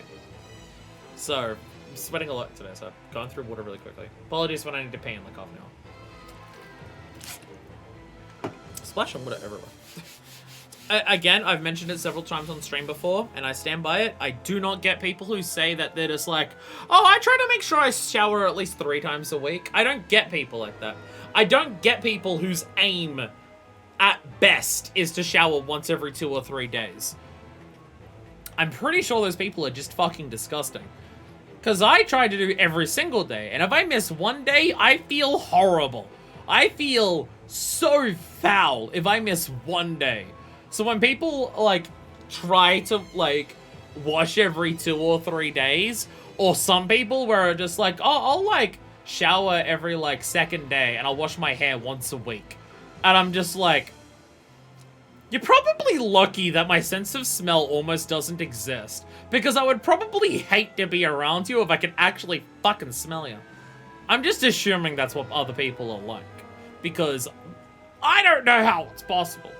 I don't know how it's possible to wash that infrequently and to even feel-wise. Like, it's not even necessarily about my appearance, because, like, Ken, I'm not going to fix this. It doesn't matter what my hair is doing or anything like that. And it's not even necessarily about the smell. I can't smell myself, but I also don't have a sense of smell, which is probably part of the reason why I shower every day, to make sure I don't smell to other people who can smell me, because I can't smell me, because my sense of smell is fucked. But even outside of all that, just feel-wise, how do you do it? How the fuck do people only shower every 3 days and not feel horrible for, like, so much of that time in between? I get it. I get it. People are disgusting. People are disgusting. I see people talk so much about, like, when they transition and, like, how, like, when you transition, your body odor smell, like, changes because of the hormones, which, like, is a thing that happens and stuff like that. But people talk about how, like, how noticeable it is. Or people talk about how, like, people have boy smell or girl smell or anything like that. And I see people talk about it so much that all I can think of is, have you ever considered about having a shower smell? How about smelling like you've actually fucking taken care of your own personal hygiene? Ah! Sorry. Sorry. I feel wretched because I've missed one day. Like, it's been on my mind the entire day. It's been on my mind since I woke up, which I also woke up late, so I didn't have time to shower before work, which that was the plan. I was that, like, I couldn't force myself to have a shower last night because my head was in way too much pain. So I'm just like, I will have a shower when I wake up. I'm going to bed early. I should be waking up early enough that I can have a shower. And then I fucking slept in, which also just means that my headache is a lot worse today than usual. But not as bad as yesterday, which I don't understand how that works. So it's been on my mind the entire day. Since getting to work, because just work doesn't have air conditioning. Not my boss's fault, because I work in a shopping center, and the shopping center is the one who chooses whether it's on or not. So it's not my boss's fault. It's the center that I work in's fault. But I didn't have air conditioning, so it was horrible. But, like, it's been on my mind all day. Sorry. It's just been on my mind all day, just, like, how that I feel, and I'm just like, ugh. And the entire day, it's been on my fucking mind. And then the entire day, every time I think about that, I'm just like, way other people talk about how they take care, like, how they wash themselves, how frequently it is, and I'm just like... From the moment I understood the weakness of my flesh, it disgusted me. I craved the strength and certainty of steel. I aspired to the purity of the blessed machine. Trying to work out what this is a reference to, and my brain wants to say Full Metal Alchemist, knowing literally nothing about Full Metal Alchemist. The fight is in vain and the temple seal is destroyed. Leonard despairs as he sees each seal lost in turn. What's Ariok doing during this Ariok chapter? Other than him being like, I'll take care of you, dead kids. Is Ariok doing anything during this chapter that's, like, about her? The temple seal. Warhammer, I was completely off. Oh no, Kaima's sad! Kaima's sad! Because it affects the one thing he cares about, which is his sister. And man does bring this. Only his foolish gaze never end. Okay, sorry, the one thing I'll remember about this game, other than the flying combat being alright, is Angelus. Angelus rocks. Angelus is hype, and I love Angelus. I hear no cries from the goddess. Each time we play our piece, we find ourselves one move behind. Back to the desert.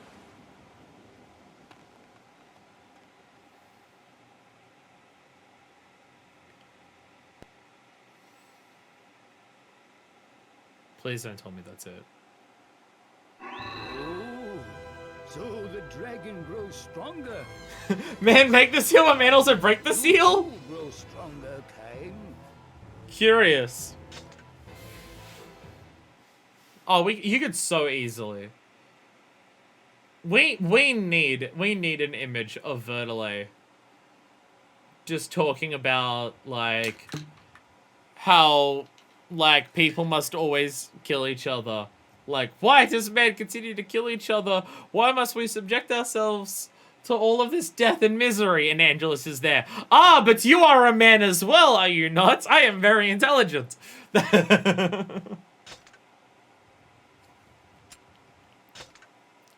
Is that it, by the way? Is that it, by the way? Fuck, this game sucks.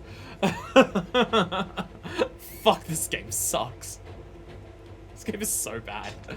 This game is so bad. That was the Ariok chapter! That was the chapter fucking dedicated to her! Look at it! Look, fucking, it's literally called Ariok's Madness! It's literally called Ariok's... Fucking Leonard had more lines than Ariok in this chapter. All we saw her do was cry over dead children, but say she'll take care of them. And learn that she had a family, but they died. But then the Pact took her womb because women want babies. That was it. That was the entire thing. That was the entire thing. It's literally named after her. That was the entire... God, this game sucks. God, this game is so bad! Oh, God! Oh, it hurts how much it sucks! It can't even do the things that it wants to do with any type of fucking interest! Oh my God! Woman Madness has no worm! Oh, this game is such shit! Oh, this game sucks ass!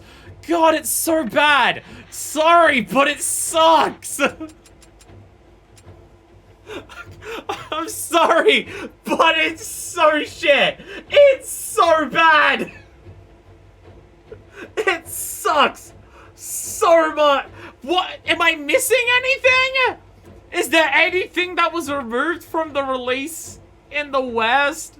Is there any deeper themes that I'm missing to Ariok and the 4 words she spoke in the chapter fucking named after? Am I missing anything? Cause what the fuck? God. Oh, it sucks so bad.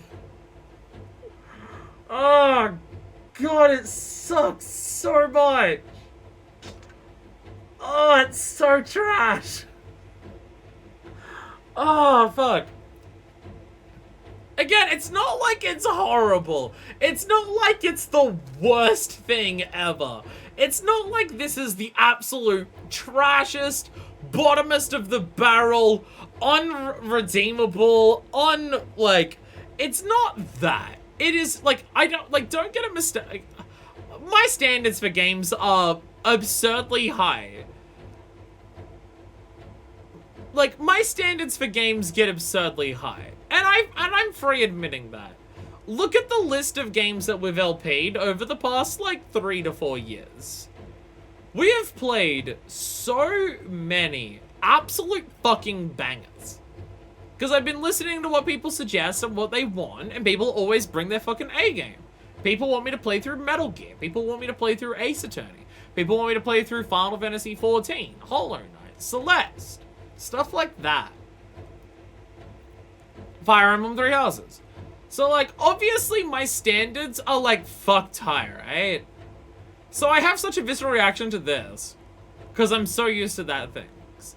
Don't get it mistake, like, it's, this game, like, the game isn't horrible. It's not like the game is, everything about it is the worst, and it's not like I hate being here or anything like that. It's not like I hate the game. It's not anything like that. Because I'll be honest, there's not enough here to hate. It is the most, this game is the most aggressive 4 out of 10 I've ever seen, though. This game is aggressively. It's aggressively a 4 out of 10. Nah, Forces is better. Forces is leagues past this. Forces is leagues past this. Because Forces has genuine moments of hype, even if those moments of hype are stupid. Forces has genuine moments that are hype. Even if those hypes are, my character's high-fiving Sonic! It's stupid, but it's hype still at the same time. And the thing, and the bad parts of Forces are like aggressively, like, you get into those 2D sections with classic Sonic and Sonic Forces, and you touch this analog stick or the D-pad for like 2.5 seconds. And you're just like, oh, ew, why does he feel like that? Why is this the worst controlling 2D platformer I've ever played? Like, not Modern Sonic. Modern Sonic still doesn't control good in that game in 2D. But classic Sonic, for whatever reason, is like it was designed to feel disgusting when you played that. But like it was bad enough that I could at least talk about it. It was bad enough that I could at least talk shit on it for being so awful when it was being awful. And it had genuine moments that I did actually enjoy. I don't have that with this. That's the thing. I have nothing to chew on. I can't bring myself to hate the game because I can't bring myself to have enough of an opinion on any aspect of the game to hate it. Like, that's the thing. This game is not the worst thing I've ever played. This game is not the worst story I've ever experienced. It's not the worst characters. None of them are good. None of it is good. Most of it is bad. But it's not worse than bad, right? It's all just, it's bad, and that's it. It's not horrible. It's not wretched. It's not foul. It's not the worst thing I've ever experienced. But the problem is that I don't hate this game, but I almost wish I did because I would probably find it more interesting if that was the case. That's the problem. That's what I'm gonna pull away from this. You can remember it at this point in time. That's more than Drakengard. God. Yeah, I can remember what 2D Sonic feels like in Forces. I can remember that. How they mess it up, it felt perfect in Generations. I haven't played, I was about to say I haven't played Generations. I've played Generations 3DS. I've played Generations 3DS, so I have played that. But yeah, I like Generations 3DS. I am not the Sonic person. I always talk shit about Sonic, even though I've played hardly any of the games. And I think that's just because it's fun to. I don't think me shitting on Sonic's like a genuine opinion of mine. I think it's just fun to, because, boy howdy, that series is dire. So I think it's just fun to. So I can't even cast a judgment on like Sonic overall as a series or most individual games. I've not touched them. But I enjoyed Generations 3DS. I've not played the console one, which I know is different. One that has 3D levels, which the 3DS doesn't. But I remember really enjoying my time in Generations 3DS. I really liked that game.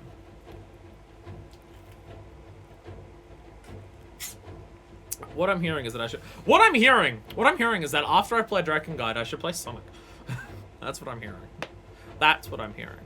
Full LP Sonic 06 1. That's what I'm hearing. That's what I'm hearing. So that's the thing. The way people talk about Sonic 06 is that Sonic 06 is one of the worst games ever made. And that when you play Sonic 06, it is laughably awful. And the thing is that would be more interesting than what I'm getting from this game. It's just the truth. It's just the truth. I can't bring myself to hate this game. Because I can't bring myself to have enough of an opinion on it. I just can't. Sonic 06 is up there with those Mario games of things people are forced to LP. Can we at least emulate it? Can we at least emulate Sonic 06 so it has a decent frame rate? Is that a thing? Is there a way to... Cause like, I can handle jank, but can I have a frame rate better than 10? Can I have a frame rate better than 10? Can I emulate Sonic 06 so it has a better frame rate? It's 360 in PS3, and I have no idea how emulators go for that. I know PS3 emulators are a mixed fucking bag, because the PS3, hates you as a console. It just hates you, personally, on, like, an intimate level. It knows you by name, and it, like, curses your name every time you put it into sleep mode. That's what the PS3 as a console is. So emulating that shit would be a fucking nightmare, but I have no idea what emulating 360 is like. I'll be honest, I don't know if I've ever heard of people emulating the 360. So whether it's even possible, I don't know. But it may also just be a case of people may not bother emulating the 360 because Microsoft actually have backwards compatibility. So maybe people don't bother emulating it because it actually is backwards compatible. I don't know. Anyway, Cire's sister. Please find my sister! What sad truth lies behind Cire's entreaty? Probably something not very interesting, but we'll find out. Sorry, it's just every stream... I do actually have to look up this stuff, because there is stuff in, there is a weapon almost every 2 chapters for Cire's Prayer. Protego 6 demo has all stages and characters complete, and we report it being among the best adventure style games. I myself find it highly satisfying to play, so it's come full circle. If I was to play Sonic 06, I'd want to know what the original game is like first before I play a recreation of it to make it good. I'd want to know what the original game is like first before I play the recreation. Like playing a remake that's like made by the big game developers. That I'm fine with experiencing first. But if it's a fan-made project, I'd want to experience the original first, so I can appreciate what the fans do more. Because I don't necessarily have to, quote-unquote, appreciate what the video game company does, because I can just judge it on its own merits. Whereas if fans are doing it, then I want to really understand how much work fans have been putting into it just because they have passion to do it and that, like, not in return for anything. Then I'd want to know more intimately what they've improved. So I still want to play the original first. Anyway, we don't have a weapon until verse 2, so we're fine. Unless this counts as verse 2. We're not even in Cire's Prayer yet, so it doesn't actually matter. Ah! Big guys! Well, actually, we are in chapter 4, verse VI, so let me check that. God, there is actually a weapon here. Never mind, there is actually a weapon here. Ow! Run straight up from the beginning to find a chest near a boulder and a tree. Okay. There is actually a weapon up here. There it is! It's not part of Cire's Prayer, but it is in a different thing. So there we go, I found it. I found it, I got it. I did it. I did it all by myself! Get it? It's a Sonic reference. I don't know to which game. I'm not finding these things. I don't know to which game, but I know Tails says it. I know Tails says it. So so you know what the real issue is? You know the real reason that I could never actually play fanboy stuff you generally shouldn't be familiar with such an original. I don't know how much that applies to 06. Okay, okay. There's an invisible wall there. I should stick to the path. I should stick to the lakes that we used, or whatever that song is. Hey, you know the biggest issue with trying to play 06 though? You know why playing 06 would be difficult for me at this point? I could not take a single cutscene in 06 seriously. The fandoms ruined it. I'm gonna get to the dramatic reveal of a cutscene and go, oh my god! It's Memphis, Tennessee, and he's part lizard! Your parents were killed by a dragon. I just talk about Fortnite the entire time. So, to the Empire, the goddess will be there. There! Over there! That's the valley where my sister disappeared. Please! There might be some clue. I was right! I was right! I was right!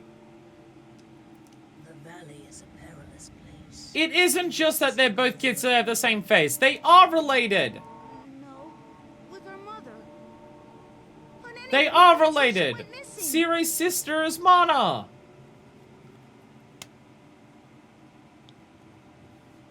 We have slightly more confidence in this one actually doing literally anything with its character.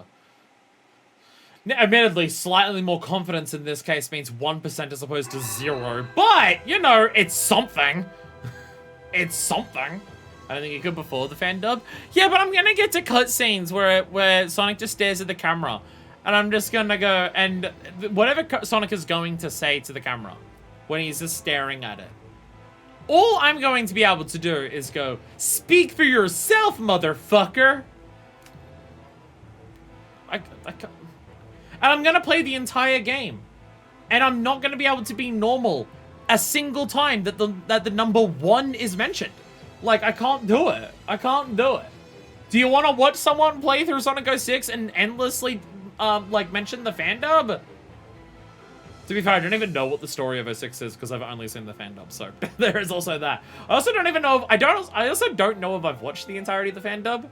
I don't know if I've actually watched a single full thing of any of the Snapcube fan dubs.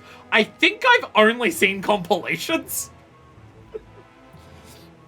Which is even funnier. Like, what is my experience with the Sonic series in, like, the big games that people talk about, like the adventure games and 06s and stuff like that? Compilations of fan dubs. It's like so many steps divorced from the original that it's, like, not even the same fucking thing at this point. Anyway, I got the Raven Feeder. Which is apparently another short sword. That looks like that.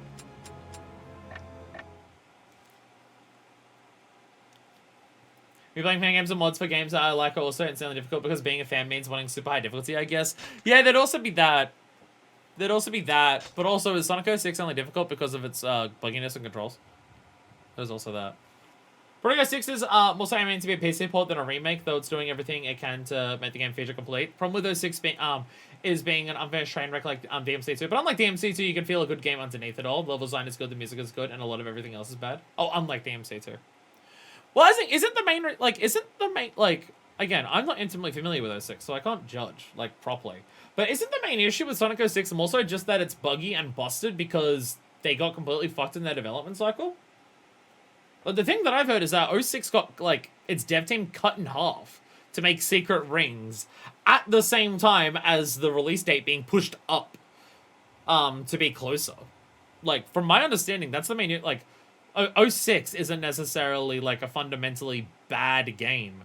It's a broken one, more than anything.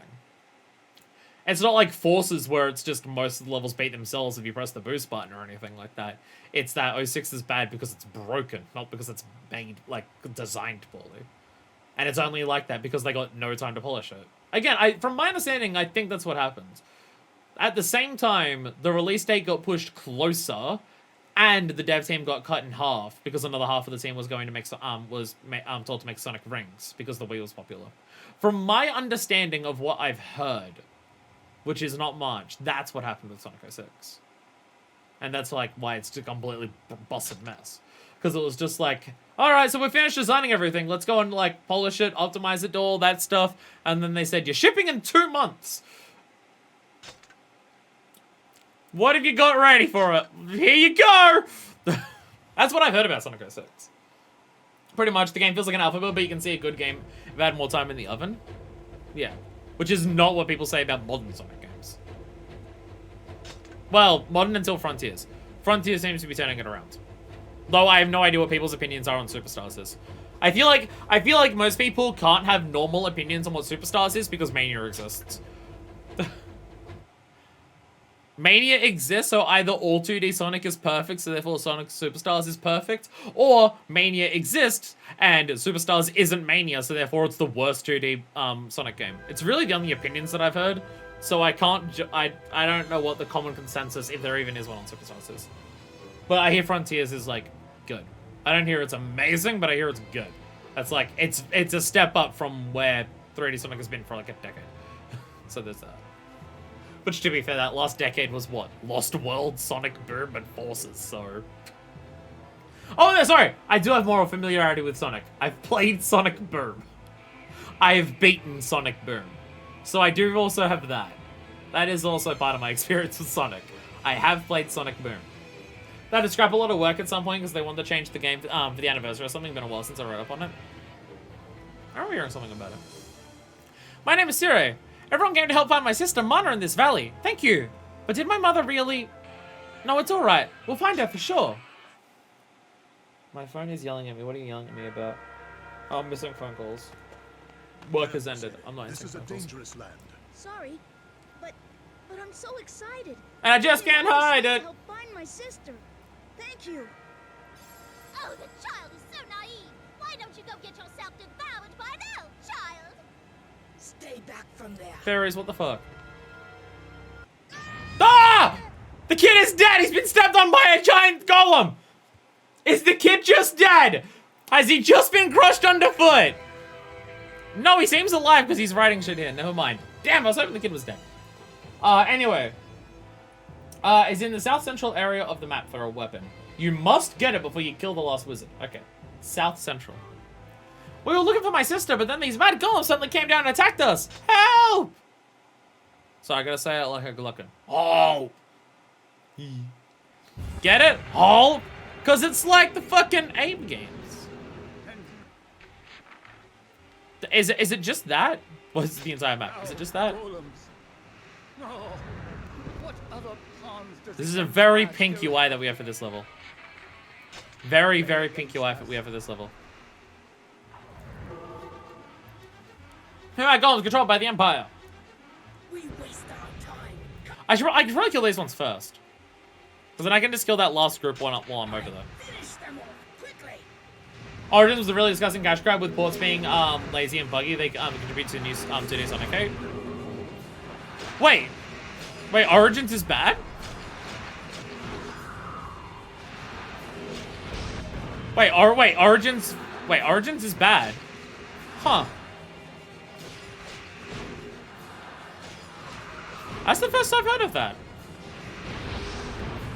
Most people that I've seen talk about Origins talk about how they're some of the best ports of the 2D, the Ridge Tridge.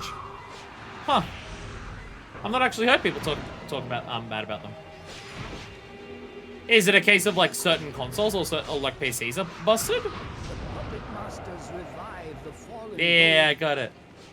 You must destroy the wizards first. Wizards. Okay. Alright, so I got those ones. Okay. Oh, there's another group over here.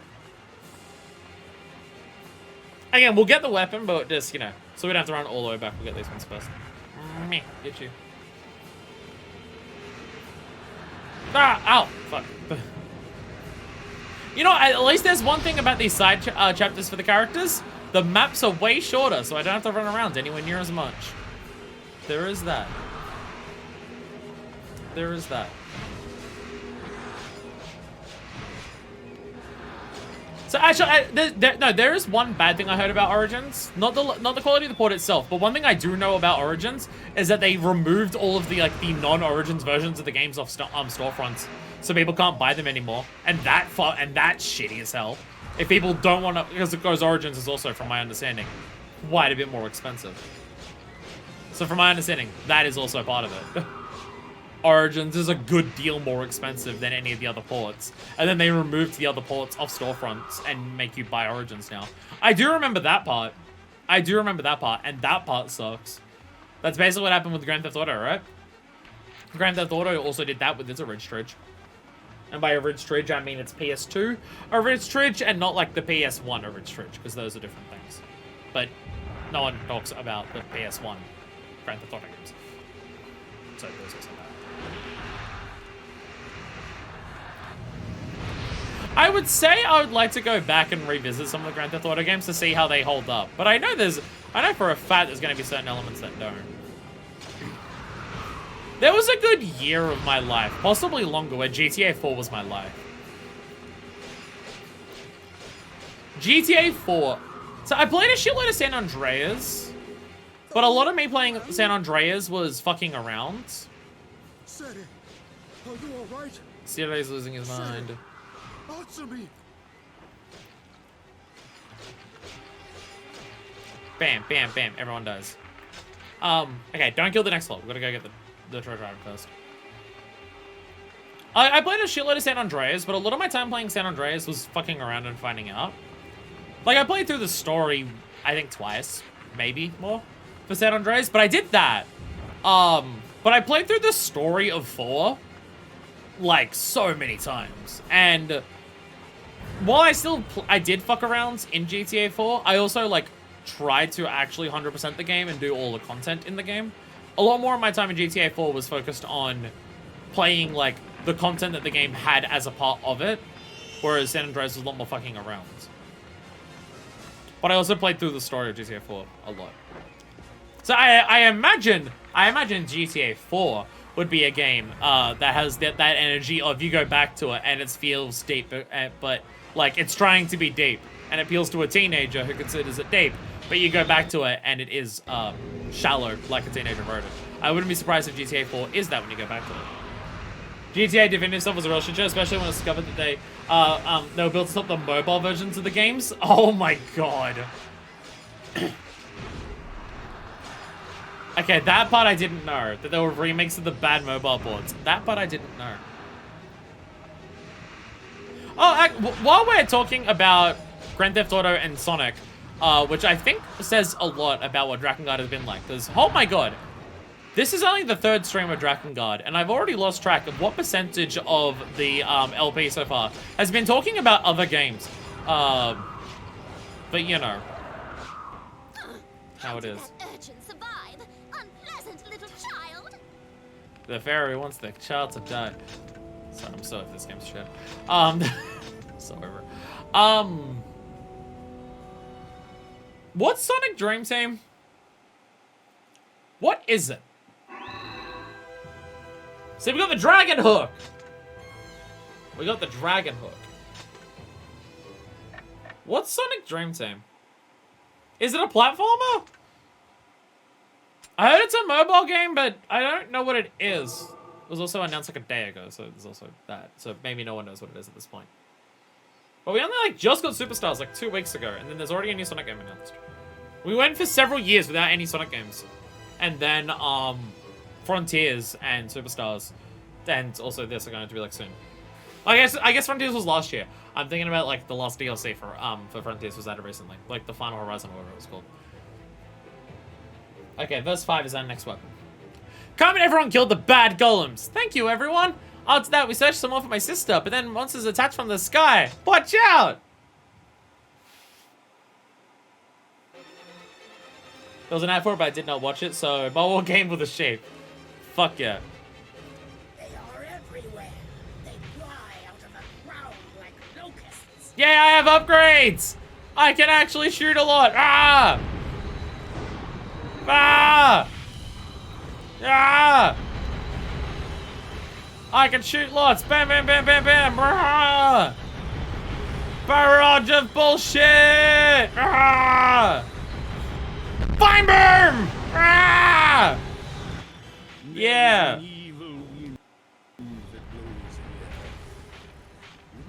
Search for Ceres' sister, but I was about to say, I know I missed some. Let me go back and get them. So you know how I said how I don't hate this game or anything about it? I just don't find it overall super interesting. You know how I said that part?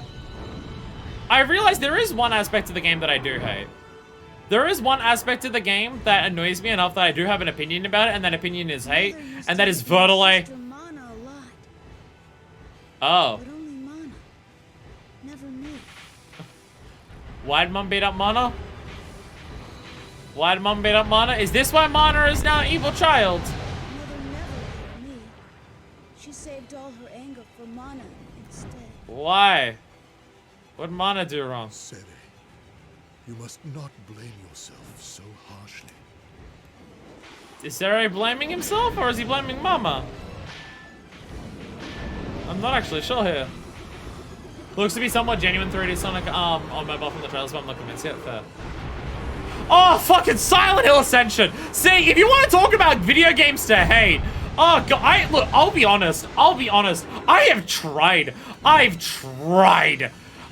to understand what the fuck Silent Hill Ascension is, and I don't, but any possible answer I have sounds like the worst thing I've ever seen. Now that is something that I hate, and it's not interesting that I hate it. It's disgusting. No matter where you hide, the Empire will... I'm out of my friends today, and it ruins my day. That is an appropriate response. What exactly is it? Because the way it's been described in what I've seen it as is that it's a live video game television show where people can watch and people can spend money to influence the way that the TV show goes. And also it has a season pass for puzzles that appear while the show is going. And like expensive emotes that are like $20 to use in the chat. Oh, and also any of the images that I saw of it, it's like you can submit that shit to like terrible stream overlays because it looks like a fucking 90s fucking point and click adventure game with the amount of unnecessary HUD filled with bullshit that it has. I could be wrong on some of those. Again, trying to know what it is difficult. Because any idea you could have of what it might be seems bullshit and like it can't be real. TV show where you pay real money to vote for the plot and the plot isn't even good. Yeah, so if anyone had any ideas whether Konami would do the worst shit with their video games possible out of any video game company, they can. They still are. They're still on that one. Konami does horror readers who were robbed of Death Stranding. It's a consolation prize, never forget. I mean, like, the fact that they were so spiteful, it's like, we can't just not make Silent Hills. We have to remove PT. All the time. Wouldn't that be great? The fact that PT isn't allowed to exist because they're that spiteful. One of the best and most influential horror games of the last 15 years is not allowed to exist because they're spiteful pricks. You know, like, you can't port, like, there's no natural native way to port PT to the PS5. Like, there's nothing that lets you connect a PS4 to a PS5 and port PT to it. Because it's been explicitly blocked. But also, the PS5 is specifically blocked from running PT, even if you get it on there. Which means Konami must have asked them to do that. Which, what the fuck? Like, it's not to say that Konami is the worst company out there, because obviously things like how they treat their workers is obviously important, and we know that there are a lot of companies that are fucking horrifying with that, and Konami's not good either. Just look at the way they've treated Kojima and stuff like that, and all the people who work at Koji Pro and things like that. But when it comes to like treating their licenses, like when it comes to, you know, the art part, when it comes to the art part of video games, you can easily make the argument that Konami is the absolute worst. Again, when it comes to how they treat people, I don't know whether they'd be the worst. Someone like Activision Blizzard is pretty fucking horrifying. Someone like Riot is pretty fucking horrifying. But when it comes to the art part, Konami are probably the worst. A PT PS4 is big money. I have one. I have PT on my PS4. I don't know if I'd want to sell it, though. I don't know if I would play PT. But if I want to show someone PT, I want that ability to do that. My name is Sire. We went to this deep valley looking for my sister. But then Golem became really strange. What are you doing, Golem?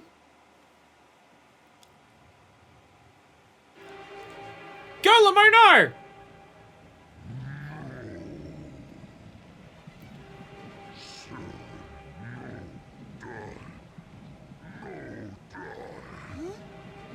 What are you doing, Step Golem? No.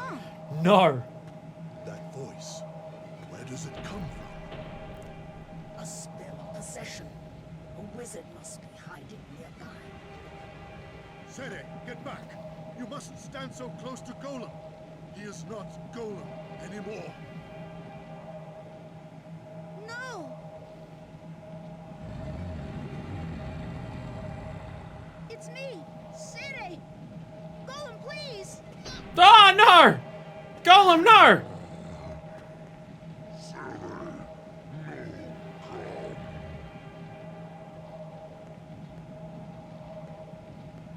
You can hit me. I don't care. Go on. Hit me. Golem, hit me. Is this how friends play?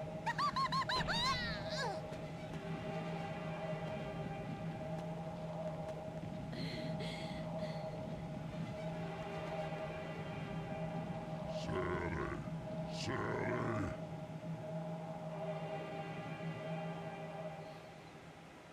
There. You see? Golem is back. My friend. Golem is back. The shock restored him. He felt the pain that his own pact partner felt. Ugh, what a bore. Alright, shut up. This is literally the best part of the game so far. Take greater care from now on. This is literally the best part of the game so far. Siri is the one good character that we've had so far. And not just because all the other characters have their own varying levels of evilness, but because the other characters do something way worse than be evil, and that's be boring. Oh, the other Pascal actual names, but he's just Golem the Golem. I mean, the fairies. Oh well, Undine and Salamander. Undine and Salamander are the name of the spirits that Ariok has. Obviously Angelus for the dragon. What about Leonard's? Does Leonard's fairy have a name? If so, I've forgotten it, so don't give a shit. My name is Hilde. Golem is being controlled by an evil wizard. I want to kill all the Empire monsters so Golem won't do bad things anymore. Yeah! We're getting the child to want to do a murder. Kill every single goblin in 6 minutes. The chest will appear at the west end of the map. Oh, for fuck's sakes. Oh god, it's a timed one. I am all right. Oh god, it's a timed one. Okay. Don't hurt the golem. Oh god, okay. Oh no. Okay. Okay. That should be this group done. Okay. Oh no. I mean, that dash attack at least killed a bunch of them. The golems are the part about this is that the golems are the hardest thing to attack. Oh, sorry, the goblins are the hardest thing to attack because they're little jumpy bastards.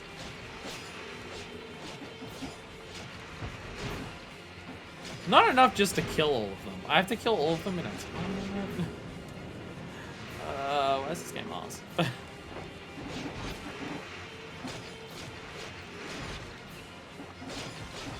Oh, I can't do magic, can I? I was just about to say, what if I do some magic? I can't. I can't. Where in the world can your sister? Because they're because they're the reflecting ones. Because they're bastards. Okay, okay, it's saying this group's the last one over here, so let's get rid of them first. Start to run back. Go away!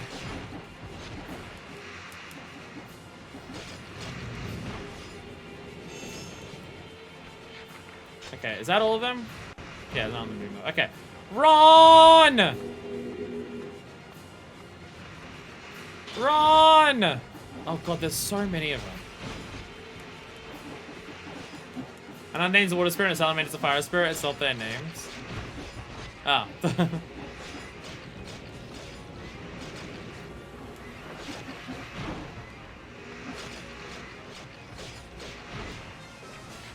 Okay. Okay.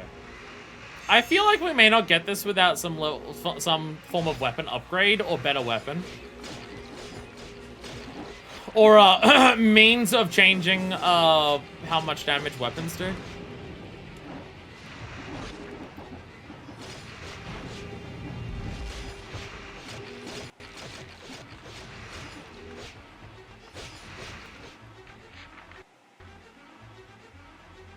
Yeah, there's no way we're getting this. There's no way we're doing this in 6 minutes.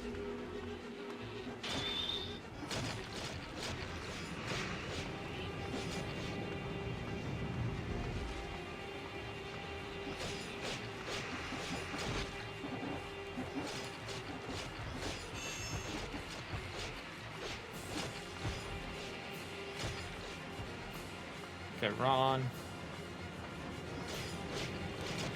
If I could get the sprinting attack off, that kills a lot of them. The issue is that it takes so long to sprint.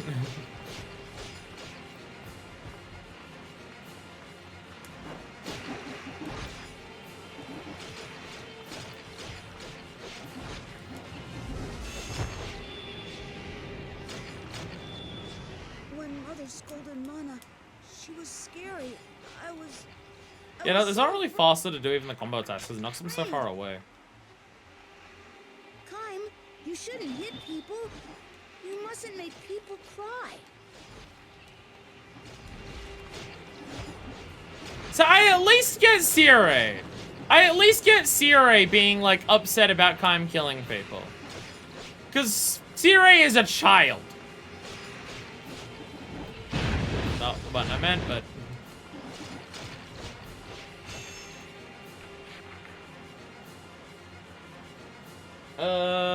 Okay, wait, okay, we're at about 4 minutes of, no.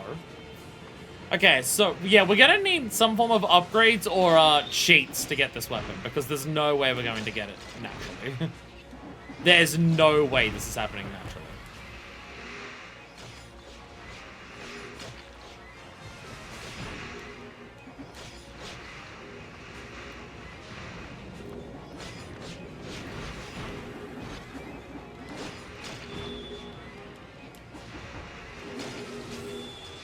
God, this game sucks. This is so bad. Again, it's so bad, it's still a 4 out of 10. I don't suffer from being bad, though.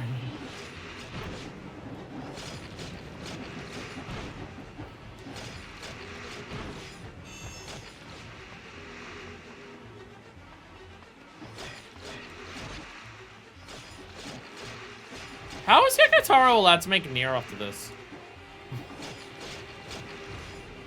How is Yakotaro allowed to make Nier after this?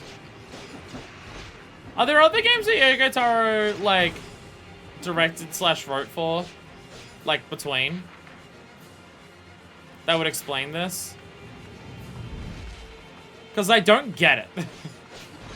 Like, I'm glad they got to make a Nier.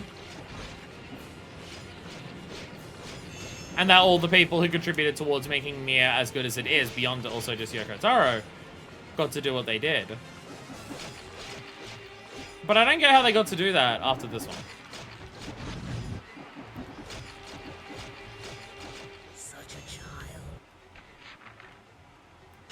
Yeah, this is impossible. Love. What future does it have? Yeah, this is impossible with what we currently have.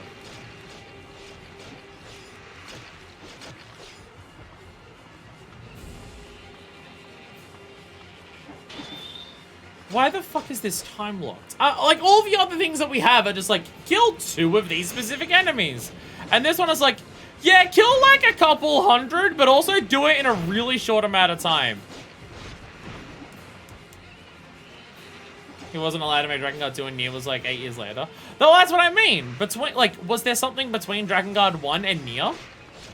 Did Yoko Taro do anything else between them?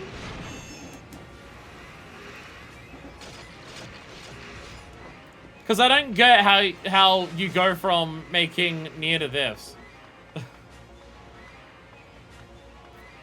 Video edit for Drakengard 2, then Nier.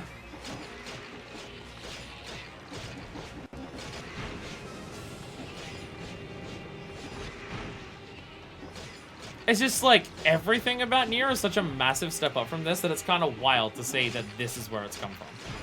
Like, it's kind of nuts. Yeah, we've already passed the point. So, we're going to need either stronger weapons or cheats to do this, because, yeah, that's not happening. We have to kill every goblin on the map in 6 minutes. Every goblin in 6 minutes. We still had 6 groups left, and one of them was really far away. You also can't use magic. Because this game sucks ass. So we're either going to need a stronger weapon, or we're just going to need a cheat that just makes you kill enemies instantly. Which I would take. Is there a cheat that we can activate that just makes you do like 1,000,000,000 billion trillion damage per hit? Is there also a cheat that turns off being interrupted by enemy attacks? And a cheat that gets you a lot of kills on weapons like really quickly to level them up.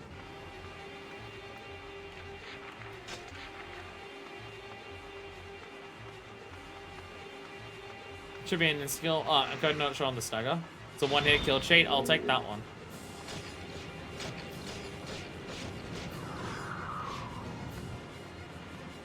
Because even an insta-kill wouldn't... This still would not be easy. Like, getting all of them in 6 minutes still wouldn't be easy with an insta-kill.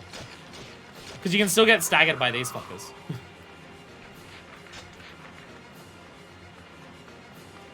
Well, we're just going to finish the character chapters today.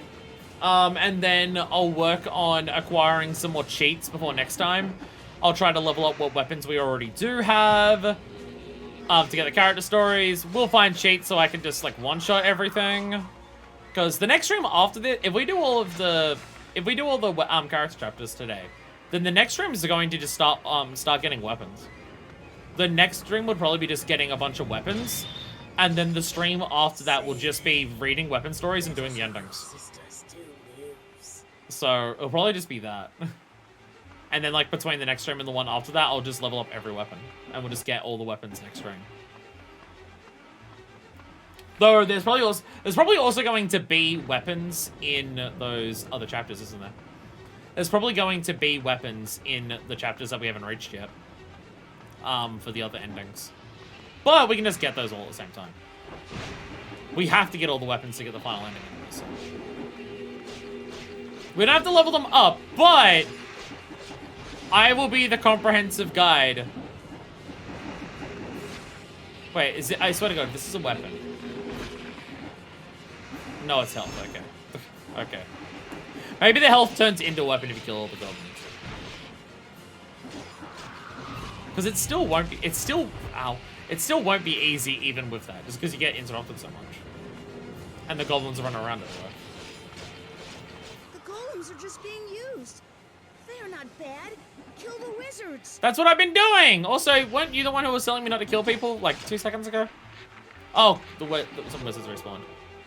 Soldiers of the Control Seer's golem have appeared. Let none escape. I will do that. Sorry, Sire.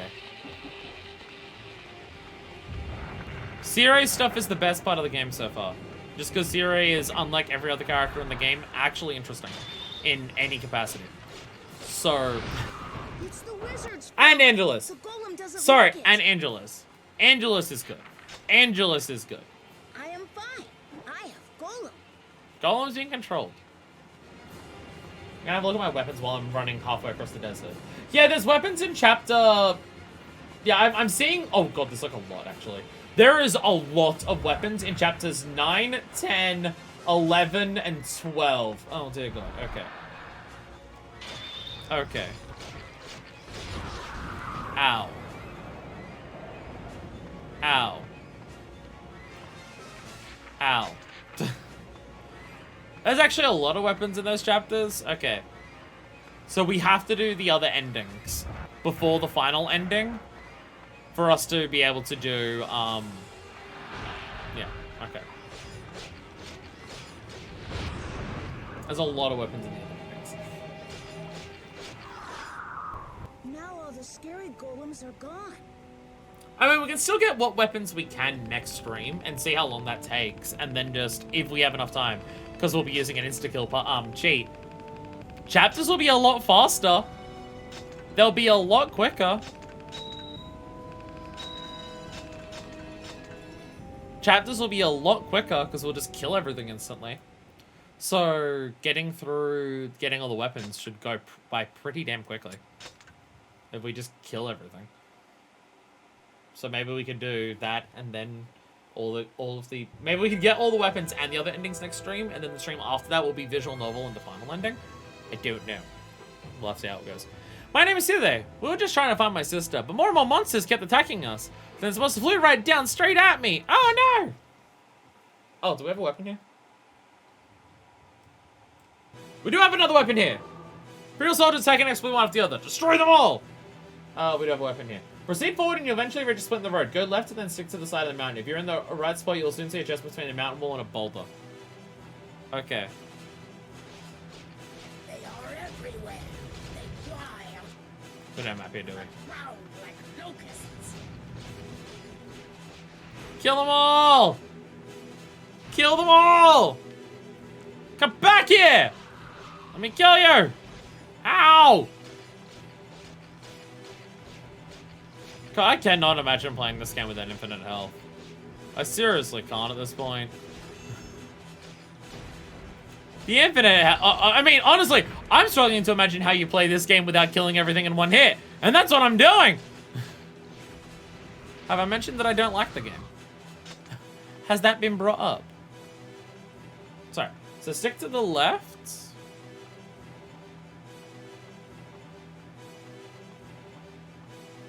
Sorry, what? Eventually we're splitting the road, go to the left and stick to the side of the mountain.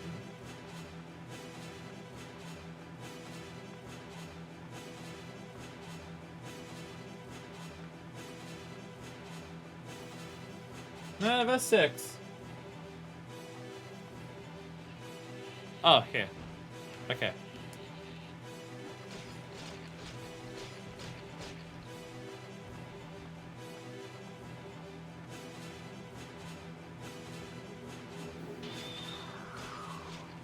I don't know if I'm going the right way. Still don't, I'm not sure. I haven't seen a split in a road.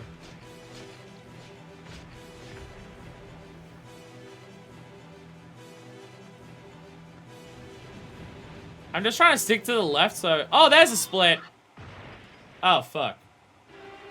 Oh, that was the last enemy. Oh, you have to go past the last enemy. Oh, okay. We'll go back to that one. No human can long survive in such an evil land. We're surviving.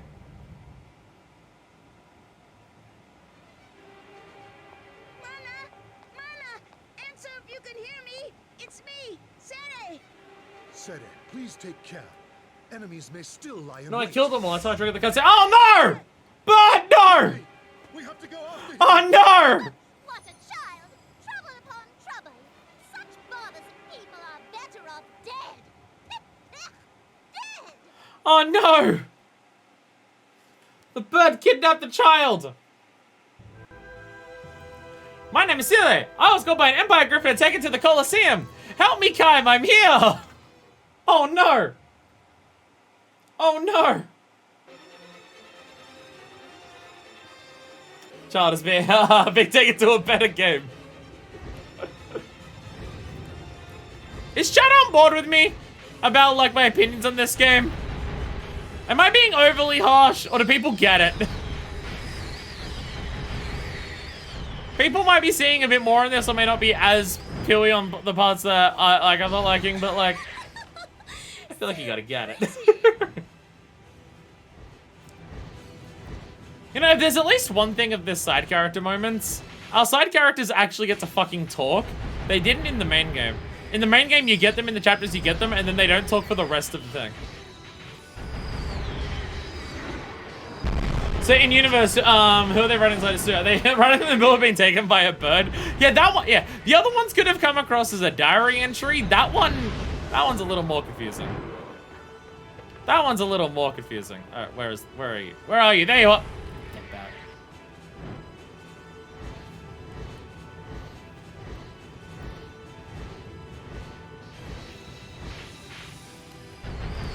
Look, just let it never be said that my commitment to playing every game in a franchise isn't real. However, playing them all legitimately, that one you can criticize, because, boy howdy, have we long abandoned that in this game. But also, don't care. Because I do want to do the Drakengard games.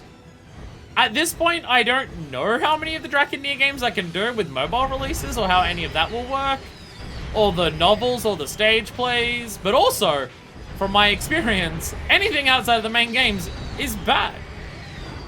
So there's also that. like, there's a bunch of supplementary material in the terms of, like, novels or stage plays or anything for that for Nier Automata that, like, expand the lore and the world and what happens in Nier Automata. Ariok, no. Ariok, no. So better you than Leonard, I guess. Like, there are stage plays, novels, etc. for expanding it for Automata. Here's my hot take. I know a lot of people talk about how it's wild that, like, oh look, it's Colosseum, I can see it. It's having massive Z fighting. I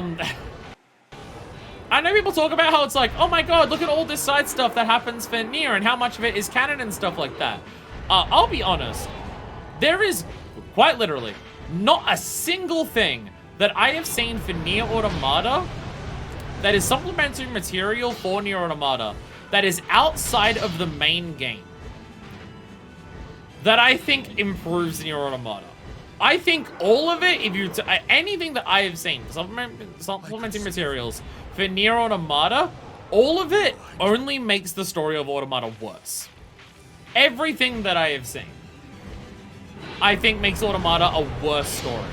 So I can ignore the supplementary material and not care, because it means that I'll have a better story for it.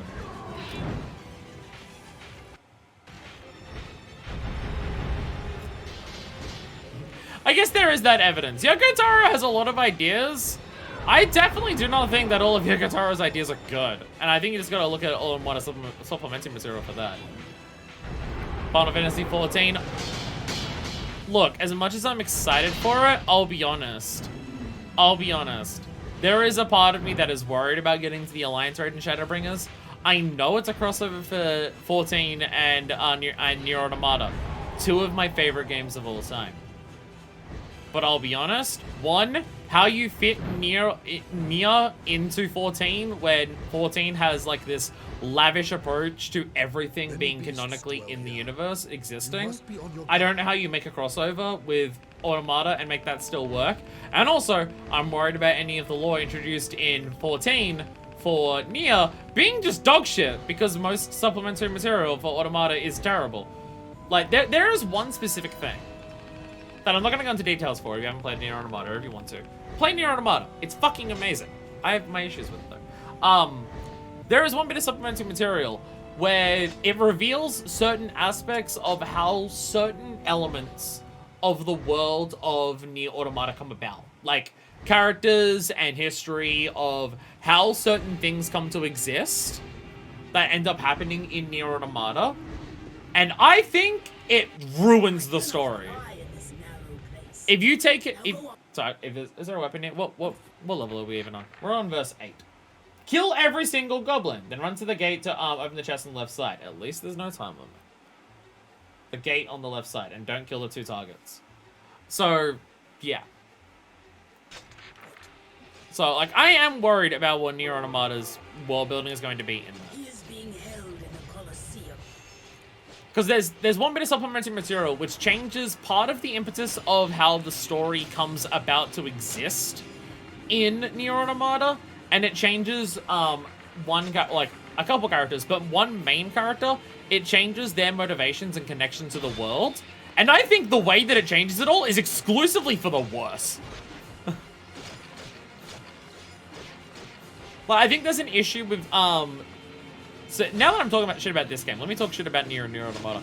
I think there's an element, like, people always like talking about how there's so much lore and stuff for Nier and Nier Automata, and how there's so many extra things if you want to get more lore about it. I'll be honest.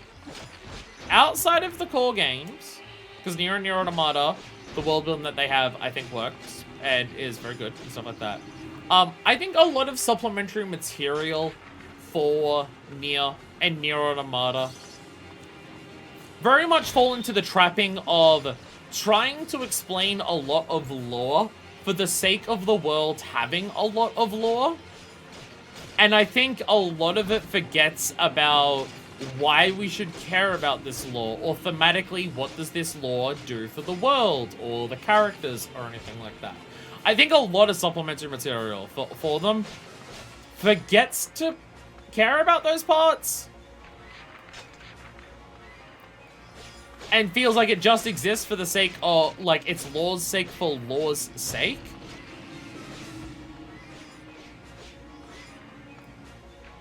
And it's not like, oh, extra lore to flesh out a living, breathing world, because it's all, like, super hyper-specific stuff that, like, doesn't affect the overall world, or, like, how things function in that world, or to give you a better picture of what that world is like. And again, sometimes it's character, like, motivation or character theming or anything destroying, so there's that. I have no investment in Drakengard, so I'm just watching this LP, and yeah, general same opinion as I said in this stream of, like, game I'd rent then forget about and stuff. Yeah, if this game didn't lead to Nier, if this game wasn't by Square Enix, there would be no reason to ever talk about this game ever again.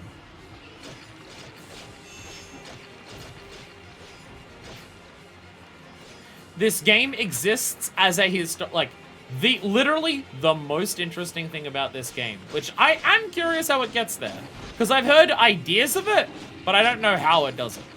I am curious how this game will lead to Nier, but it does also mean that the most interesting thing about this game is the historical footnote of, did you know that Nier is actually the result of, like, an alternate ending of a different game in this? Like, there's another game that has a different name, and one of the alternate endings in that game is actually the ending that leads into Nier. Did you know that? That is honestly the most, from what I've seen so far, that is the single most interesting thing about this game. An interesting side note of trivia to say when you're talking about Nier. I'm half expecting to get to it, and it turns out that, like, how it leads into Nier doesn't fucking matter. Like, I'm half expecting, like, whatever it is that leads into Nier just doesn't matter. And it's, like, so inconsequential and, like, whatever, but they just happen to go and then Nier. Like, with how everything else has been in this game, I so would not be surprised if that's what it ends up being. Something just totally inconsequential that doesn't matter or mean anything happens. And then Nier happens. Like, I would not be surprised. Okay, are you a weapon? Yay, weapon! I got it. I got it.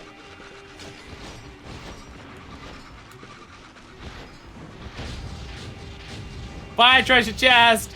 Sink into the ground, baby.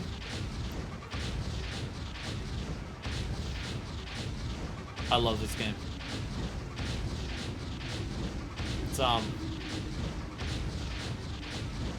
It's good game design.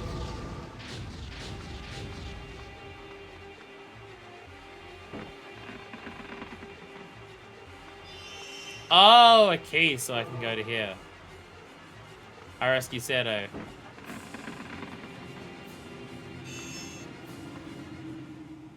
The child is unharmed. Time. It is time to help someone with that bloody sword. It's literally the end of the level. Why the fuck was there a health pickup? It was literally the end of the level. Why the fuck was there a health pickup? Who gives a shit? The level's over. Health regenerates between levels in this game. Who fucking cares? Twins Fang, and it comes with Loki's song. It'd be nice to see any of the movesets of any of these other weapons, but unfortunately that would require using a weapon that isn't fully upgraded. And, like, again, I'll get a cheat off Alan or someone to level up some weapons. So what weapons I have now I can level up between the next stream. So maybe on the next stream we'll be able to have some enjoyment of this game's deep and rich combat by trying some other weapons that will end up just switching over to another one, because Kaim's sword swings the fastest and has earliest access to a knockdown combo, which is really the only way to fight enemies in any form of reasonable capacity in this game. My name is Hiro. I was taken to be a prize at the Coliseum. I know I caused a lot of trouble, but I'm not a burden. I should have checked if I could use Sire as a fucking ally in these levels where he's not with us. I haven't even used him, like, as that. I forgot about that. You're wrong. I'm not useless. I don't grow old, so I can save up time. I'll save the world, just like the little hero. Shut up! We don't care about your fairy tales. It's true. Mother said it's true. Gollum said it's true. How did Mother say that? The time you're needed will never Didn't you come. didn't Mother leave you and that's when you teamed up with? Everyone. All you're good for is to be a prize in the Colosseum. Didn't Mother run away? Didn't you team up with Gollum because you couldn't find Mother anymore? How would Mother tell you? We are here for Sere. Or just Mother telling you that you'll be important? An opportunity come to learn how to use your sword to save a life. Now, don't stab the child, Kime. I know how hard your dick's going to be about stabbing the child, but I need you to not stab the child here. What is this? Okay, this counts as verse 10. Okay, good. Kill, all the enemies have been killed. This one also says, it appears after all the enemies have been killed. No! This is the most powerful weapon in the game! 3 exclamation points! All caps! Once it leveled up, it is all caps unstoppable! Exclamation mark! You are a match for any man or beast. So there's that. Learn to wield that sword for good. We get the most powerful weapon in the game for this. Sere, please be safe. So there, at least there'll be that. Do not give up. So we have that at the very least. Sere! I must protect and save the one good character in this. I trust you, Game Pack Rider. Who are we trusting? Who are we putting our faith into? Is it Blast Hard Cheese? Are we putting our faith in Blast Hard Cheese? No, we're putting our faith in Subsane. We're putting our faith in whatever name I just said. Where was I? Where was the weapon thing? Ow. Ow. Weapon list. There it is. There it is. Hi. Any other... Okay, just that one there. Sorry, did it say anything? Kill them. Just kill them. Kill them all.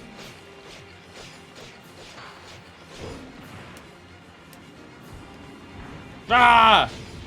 Ah! Ah! Oh, I see a treasure chest. Arrgh.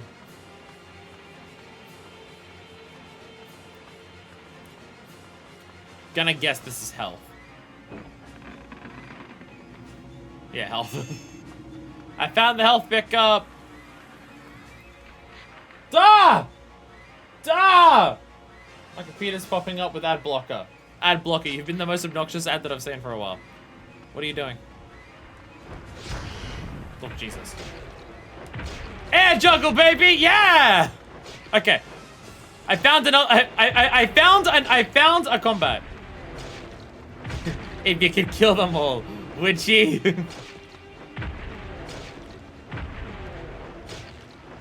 Okay. I have found another way to fight in this game.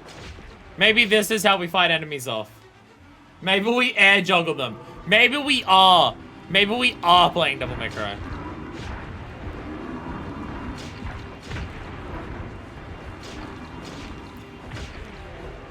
Maybe we are playing Devil May Cry.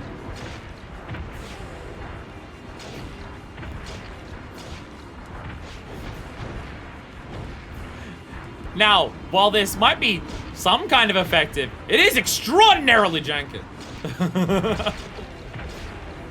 This aerial attack does not feel good.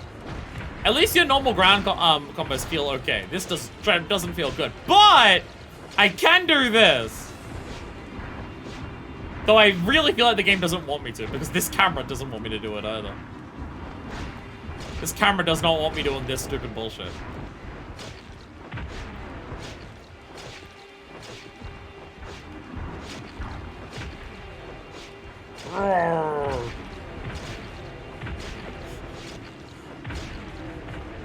I mean, it's working. It actually ain't fucking bad at taking out the big guys. 3 Sisters of Death have appeared. Okay. I'm sorry. We'll get you, Sarah, don't you worry. I don't want to kill the sisters first in case, like, part of it is you have to kill all the little ones, but if I kill the sisters, then it moves on. And then I don't get the most powerful weapon in the game, exclamation mark. Okay, it's just the sisters. Ow! Ow! Yeah! Ow! Yeah, let's go! Oh, fuck.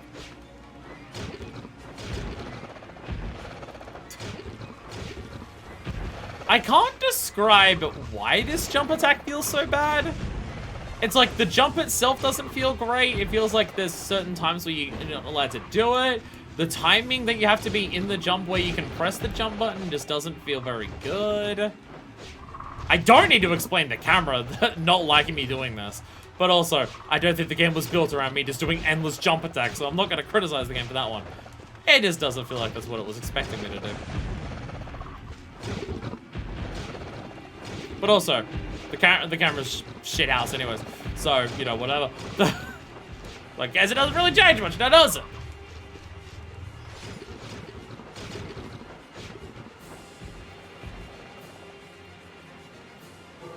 The sentries have come seeking revenge! Oh no!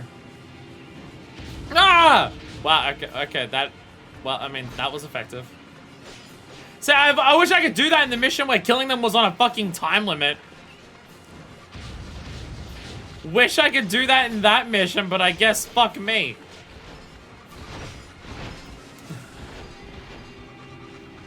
Ah! Ah! Burn! Burninating the countryside! Ah! So I'm getting to kill enemies, and I don't have to run for 15 minutes to get to the next group of enemies to kill them, so it's better than the rest of the game. Who invited the three sisters of death? They're terrible guests. The unbeatable red trio has come to challenge you! There's still some left. Don't give up, Kyle. The unbeatable red trio? These are literally 3 normal goblins. They're literally 3 of the most basic golems. You wanted me to kill like 250 of those in 6 minutes for a weapon, like two levels ago.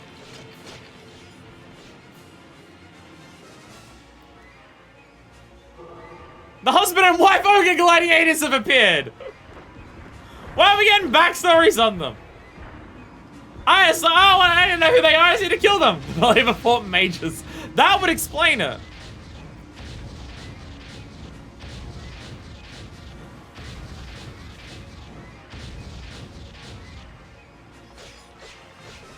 I did it. Consider this a divorce. The Goblin Mercy. Oh no! Goblin Mercy. There's like, look how many unstoppable trios there are here. Oh no! Ah no! They're sneezing at me because I pressed the magic attack. Because the magic attack's on the same button as the combo attack, but I pressed it in the wrong part of my combo sequence, so instead I did magic. Because the game was made badly. Oh, by the way, can I mention that? You know how you're not allowed to use magic against certain enemies? I have to press triangle to do like to do this, right? I press triangle to do that. You know what button you press to do magic? Triangle. So if I press it there, like if I press it in the middle of the combos, okay, it's not the... If you press it the wrong time in a combo, you'll do magic instead of like a combo thing. And I forget the timing of the combo things. So then I just do magic, and then I can't do magic on certain enemies. The Colosseum King and his attendant have appeared. It's the ones in the cutscene. It's the ones in the cutscene. Oh no, he's really mad at me. Oh no! Oh, they're dead now. All remaining subhumans have joined the fight. Oh no! That kind. For whom does he brandish his sword? Right now, Siri, you know, the kid we're trying to rescue because he's been kidnapped by a bunch of goblins who want to kill him. Him, right now, Vertile. For fuck's sakes, pay attention. I'm so sick of your shit, Vertile. I am so fucking over your bullshit. Oh my god, shut up. Kaib, can you truly kill these people? Does all your sword care about is blood? They're people who kidnapped a child and were trying to rescue the child. What the fuck do you want from me, Khan? The fuck do you fucking want from me, Vertile?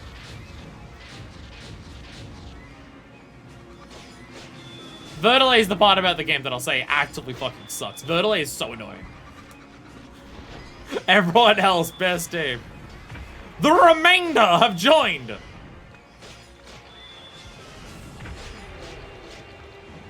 So like that.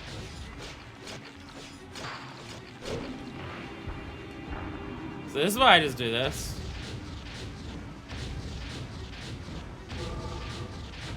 It seems they have left something behind. Are you, like, given this weapon? Like, they even mention it. Oh, getting the weapon. Wow. This is apparently the best weapon in the game. And it is a weapon that you're literally required to get to beat the level. That's interesting. This is apparently the best weapon in the game. And, you know, a couple maps ago, I had to, like, kill, like, a couple hundred enemies in 6 minutes. Really difficult. In other ones, I had to, like, kill everything on the map instead of just kill the 2 things I need to complete it. Not that long ago, I had to run all the way to one side of the map that I never had to visit for that mission.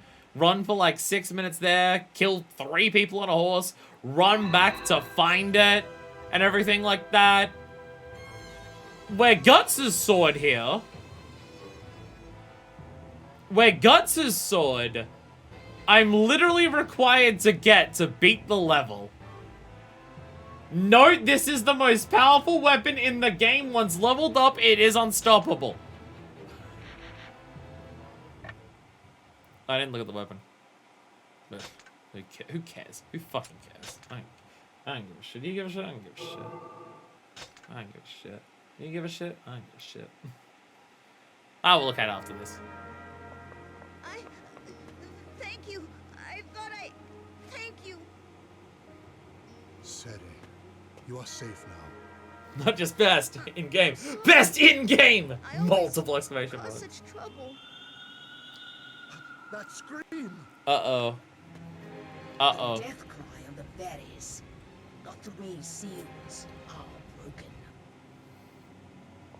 Only the goddess remains, the very last seal.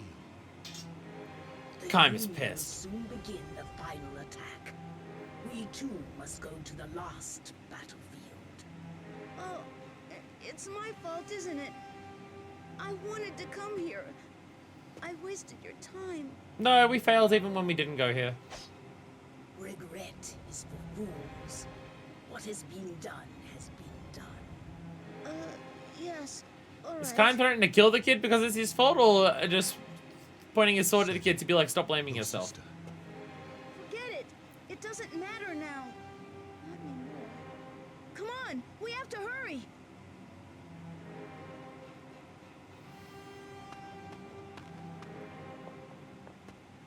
So I assume at some point, surely the fact that his sister is Mana has to come up at some point, right? I'm assuming one of the alternate endings. It will have to be mentioned. Because in the main game, like throughout just beating the first ending, and the rest of the levels outside of that, the side characters are literally never mentioned. Like they don't come up anywhere, they don't do anything. Whereas for these chapters, I'm assuming you have to do them in order, because Leonard and Ariok actually appear in the later characters' chapters. So I'm going to assume, I mean, there is one ending where you need to do all of these chapters. One of the endings is get all the side characters and do their side chapters. I'm going to assume in that ending, Leonard, Ariok, and Cere do stuff. And I'm going to assume in that ending, it will be relevant that Cere is Mana's brother. You know, the main antagonist of the game. Well, I don't know if Mana, it's specifically Mana that's the main antagonist, or maybe like the Cult of the Watchers or the god of the Cult of the Watchers or something has possessed the body of Mana. Maybe Mana's not in any form of control inside of that. Not actually sure at this stage, to be perfectly honest. But either way. Either way.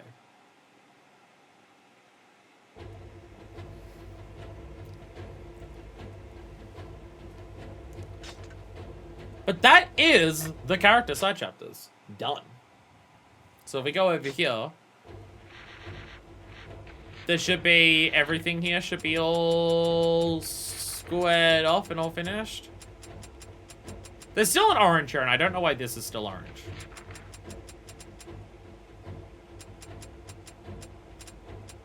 Okay, some of them are still orange, and I don't know why. These ones are still orange for the False Country and the Harp. They're still orange. I don't know why. Orange before was new stuff that we had unlocked. Maybe they are newly unlocked because we've, like, beaten the game. Maybe. I don't know. Because it's not what we need for the endings. Because this is specifically do chapter 8 verse 9 and then inflict more than 8% damage on the Black Dragon within 4 minutes and 30 seconds. Well, chapter 8 verse 9 is just the end of the game, right? Yeah. This is just beat the game and then... So I'm assuming this will be like the other ones. Because, like, Leonard, Ariok, and Cire stuff, they all go kind of alternate pathways. You do a thing, you do a thing, you have these characters with you, and then you get an alternate pathway. So I'm going to assume that this is similar, where if we do chapter 7 verse 4, killing it fast enough changes how the story plays out. But chapter 7 verse 4 is just the one mission that's in Tragedy. Like, you go through all of chapter 6, and that's the entire Sky Fortress. And then Tragedy had, one mission, which I felt was weird, because it was in the same place as chapter 6. So it was weird that it was a separate chapter. But we go here, and after... So this is after 38 dies. And now we can go here. And we kill Inua faster when he's running away, and then a thing happens. Chapter 9, I can't check what I need to do here. Oh, sorry, chapter 10, I can't check what I need to do here, because we've already done it, apparently. So if I go to this ending, what do we need to do for that one? To get this ending, what do we need to do?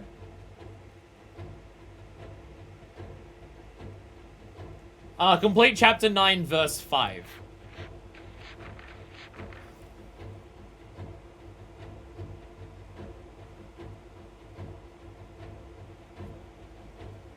Okay, that I don't understand. Apparently, the second and third ending are both in chapter 9. Second ending says complete chapter 9. Third ending says complete chapter 9, verse 5. Apparently, they're the same thing. Or different things within the same chapter. And then the fourth ending is after you complete Leonard's Great Ariox Magnus's Prayer in chapters 1 through 12. So maybe chapter 10 unlocks... Maybe we can go into Ashtray because we did all the other ones here. And maybe it goes chapter 10, 11, and 12 are like... Maybe the fourth ending's a massively extended one compared to all the others. Maybe. Maybe. Looking at a different guide to see what it says. Maybe you can just do this from getting to, like, beating the game? I don't actually know. I don't know what unlocks chapter 10. I don't know what unlocks chapter 10. Anyway, this other guide is saying that you go through chapter 9 and you beat it and you get the second ending. However, if you do one of the levels in this chapter in a time limit, then it gets to the alternate third ending in this. Fourth ending is doing chapter 10, 11, and 12 and doing all of these characters things here. And then ending 5 is getting all the weapons and then you unlock one last chapter. So there's like a lot of things going on. So I think our goal for the next stream, because there's also a shitload of weapons in chapters 10, 11, and 12. Looking at the weapons guide. Looking at the weapon guide. There's a ton of weapons in chapters 10, 11, and 12. Like a fuck ton. Like 1, 2, 3, 4, 5, 6, 7, 8, 9, 10, 11, 12, 13 worth. There are 13 weapons in chapters 10, 11, and 12. So, that's a lot. So, for the next stream, I think what the goal will be... I'll get that instant kill thing, so I can start leveling up the weapons quickly that we already have. I think I'll go for the next stream, depending on how possible it is. We might try and get... I don't know. Maybe the next stream we'll try to get all the weapons and see if it's possible to do, like, chapters 9 endings. See if that's possible. Because if we do just chapter 9 and all the weapons, that might be a bit. Then maybe chapter 10, 11, and 12. That is 3 chapters worth, and we have to get a lot of weapons, so we'll be slow at doing it as well. Maybe chapters 10, 11, and 12 might be long enough for their own stream. And then one more afterwards that's reading all of the weapon stories and then just doing the final ending. Like the last chapter. We'll have to see how it goes. Because I would like to do all the weapon stories. If I can cheese it and we just make it really easy to get all the weapon stories, then we could do that. Because if nowhere else on the internet has it, fuck it, it might as well be my LP, right? It might as well be mine that does that. So fuck it, right? Anyway, that is all for today. I thank you all so much for watching, but honestly, I more so just want to say I'm sorry.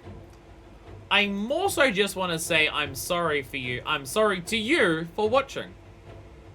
Not because of my attitude, because I think my attitude's justified. I apologize to you for watching, because that meant that you had to watch Drakengard. I hope I was able to make it interesting. Because, fuck me, the game doesn't do that itself. It's amazing how Siri really was the best part of the game, and it's just because Siri, like that scene with Siri wanting Golem to hit him.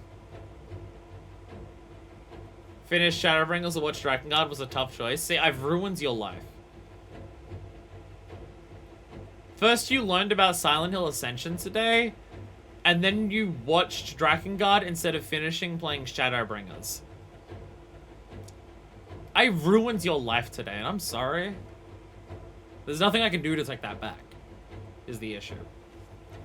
Nothing can make up for that transgression, and I do apologize. I hurt me bitching about this and talking about Sonic? We spoke about Sonic for a long time. As someone who has played fuck all of the games, we spoke about Sonic the Hedgehog for a really large part of the stream today. I hope that made it bearable to watch this, because fucking Christ, the game doesn't really do that.